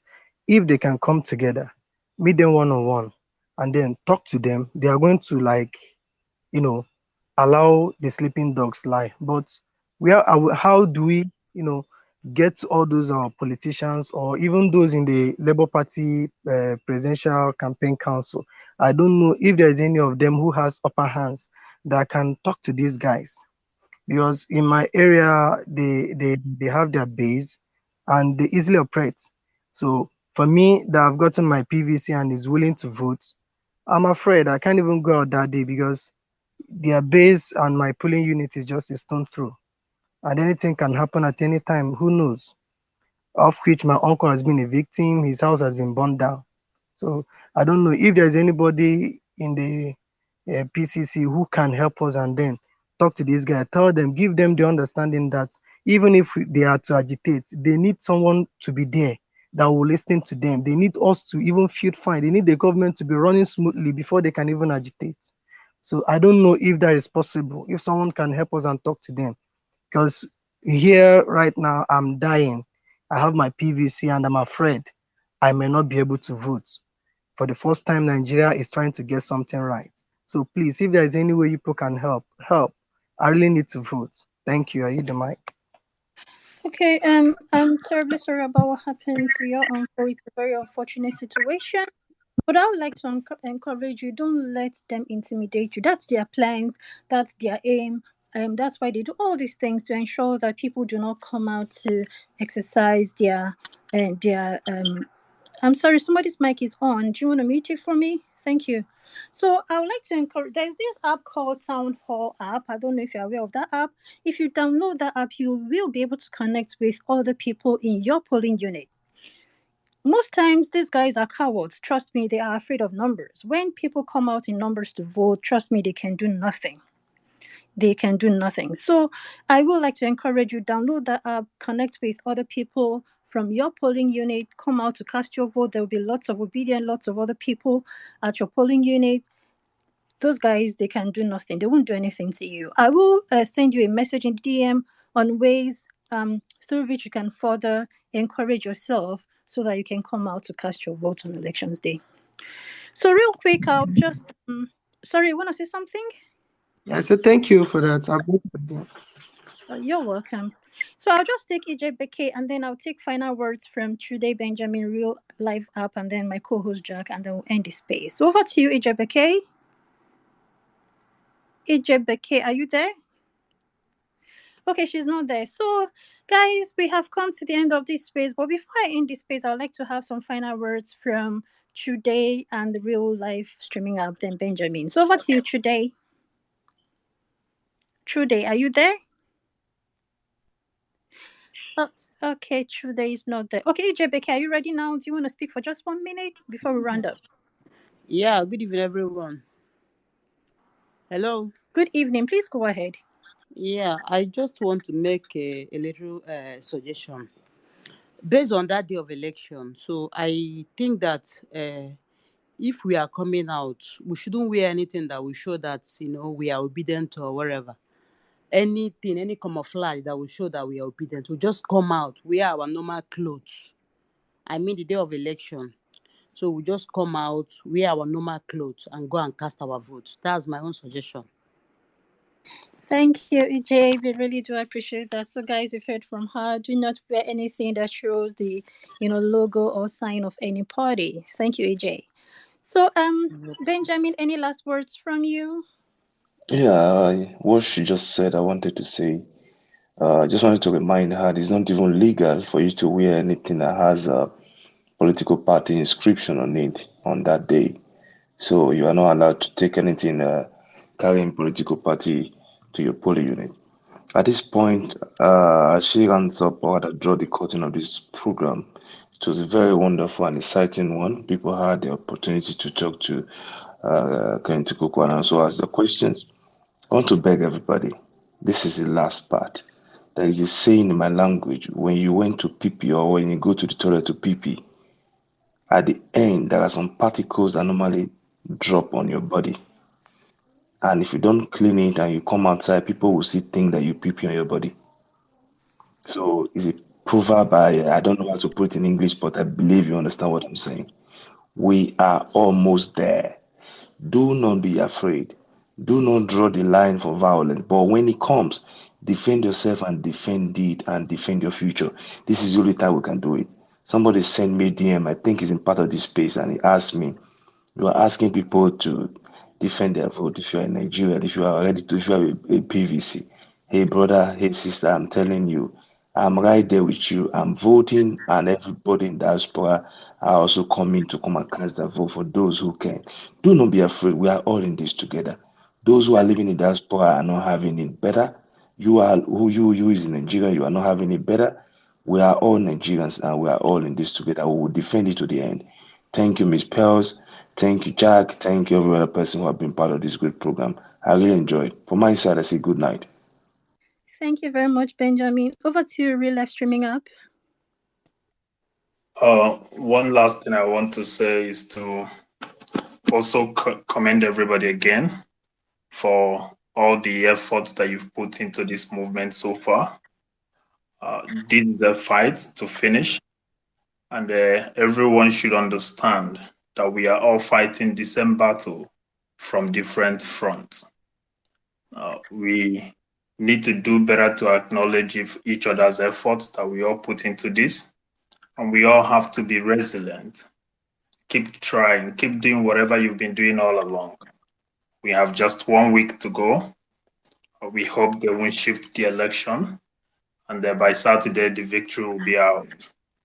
While we go for the election on that day, please and please, just like everyone here have said so far, vote and try to protect your vote. And also, remember that with no fact, with no proofs, there is no way we can explain or account for something or an event that happened on that day. And that's where our mobile application comes handy. Remember what happened at the NSAS toll gate when the military come in. At the end of the whole day, the military and the Lagos state government and also Nigerian government, we are so quick to discredit all the videos or pictures that were shared online. They said most of them were all, Photoshop videos and pictures. One of the only videos that was deemed credible was that made by DJ Switch. That's where we come in. That's where our mobile platform comes in. A mobile platform is very much secured and it comes very handy. Myself and my team of other software engineers here in Canada, we are going to do all we can to make sure that at least we provide you guys with that mobile platform that you can use on that day to document proof of any electoral violence in any polling unit across Nigeria. If you see it, record it. It will be automatically saved on the cloud so that if anything happens, we have a proof to use to go to court. So guys, click on our page, Real Life Streaming App, download the app, share it with your friends, trend the videos. If there is any way you feel that we can help to promote that, let me know in my DM, so that way we can also engage you. Once again, I want to also thank Pels and Jack and everyone here for all you do. Thank you so much. Thank you very much for your live streaming app, for that very wonderful app. I've been able to download it on my other device and I'll download this on this one as well. And I will I will ensure that I spread the message on my timeline, on my WhatsApp groups, every group I belong to. I will ensure that every Nigerian I come across downloads the app. So guys, we've come to the end of this space. I want to say a very big thank you to every one of you for joining us today. We were supposed to have this space for just 2 hours, but we've had an extra 1 hour 30 minutes added. I appreciate every one of you here. I cannot mention all your names, of course, because of the number. There are about 40 more people requesting for the mic. My sincere apologies. I cannot accept any more people. I want to say I'm very sorry. I will try to host another space maybe in the next 2-3 days. And then anyone who couldn't speak here, if you send me a DM and say, hey, I couldn't speak on your last space, I would want to speak on this one, I would give you preference. So guys, I can't say more than what everyone here has said already. Do well to cast your vote. Vote for Peter Obi. Ensure you protect your vote. Please take care of yourselves and each other. Enjoy the rest of your day and remain blessed. I'm going to end the space now in 3, 2, 1. Bye now.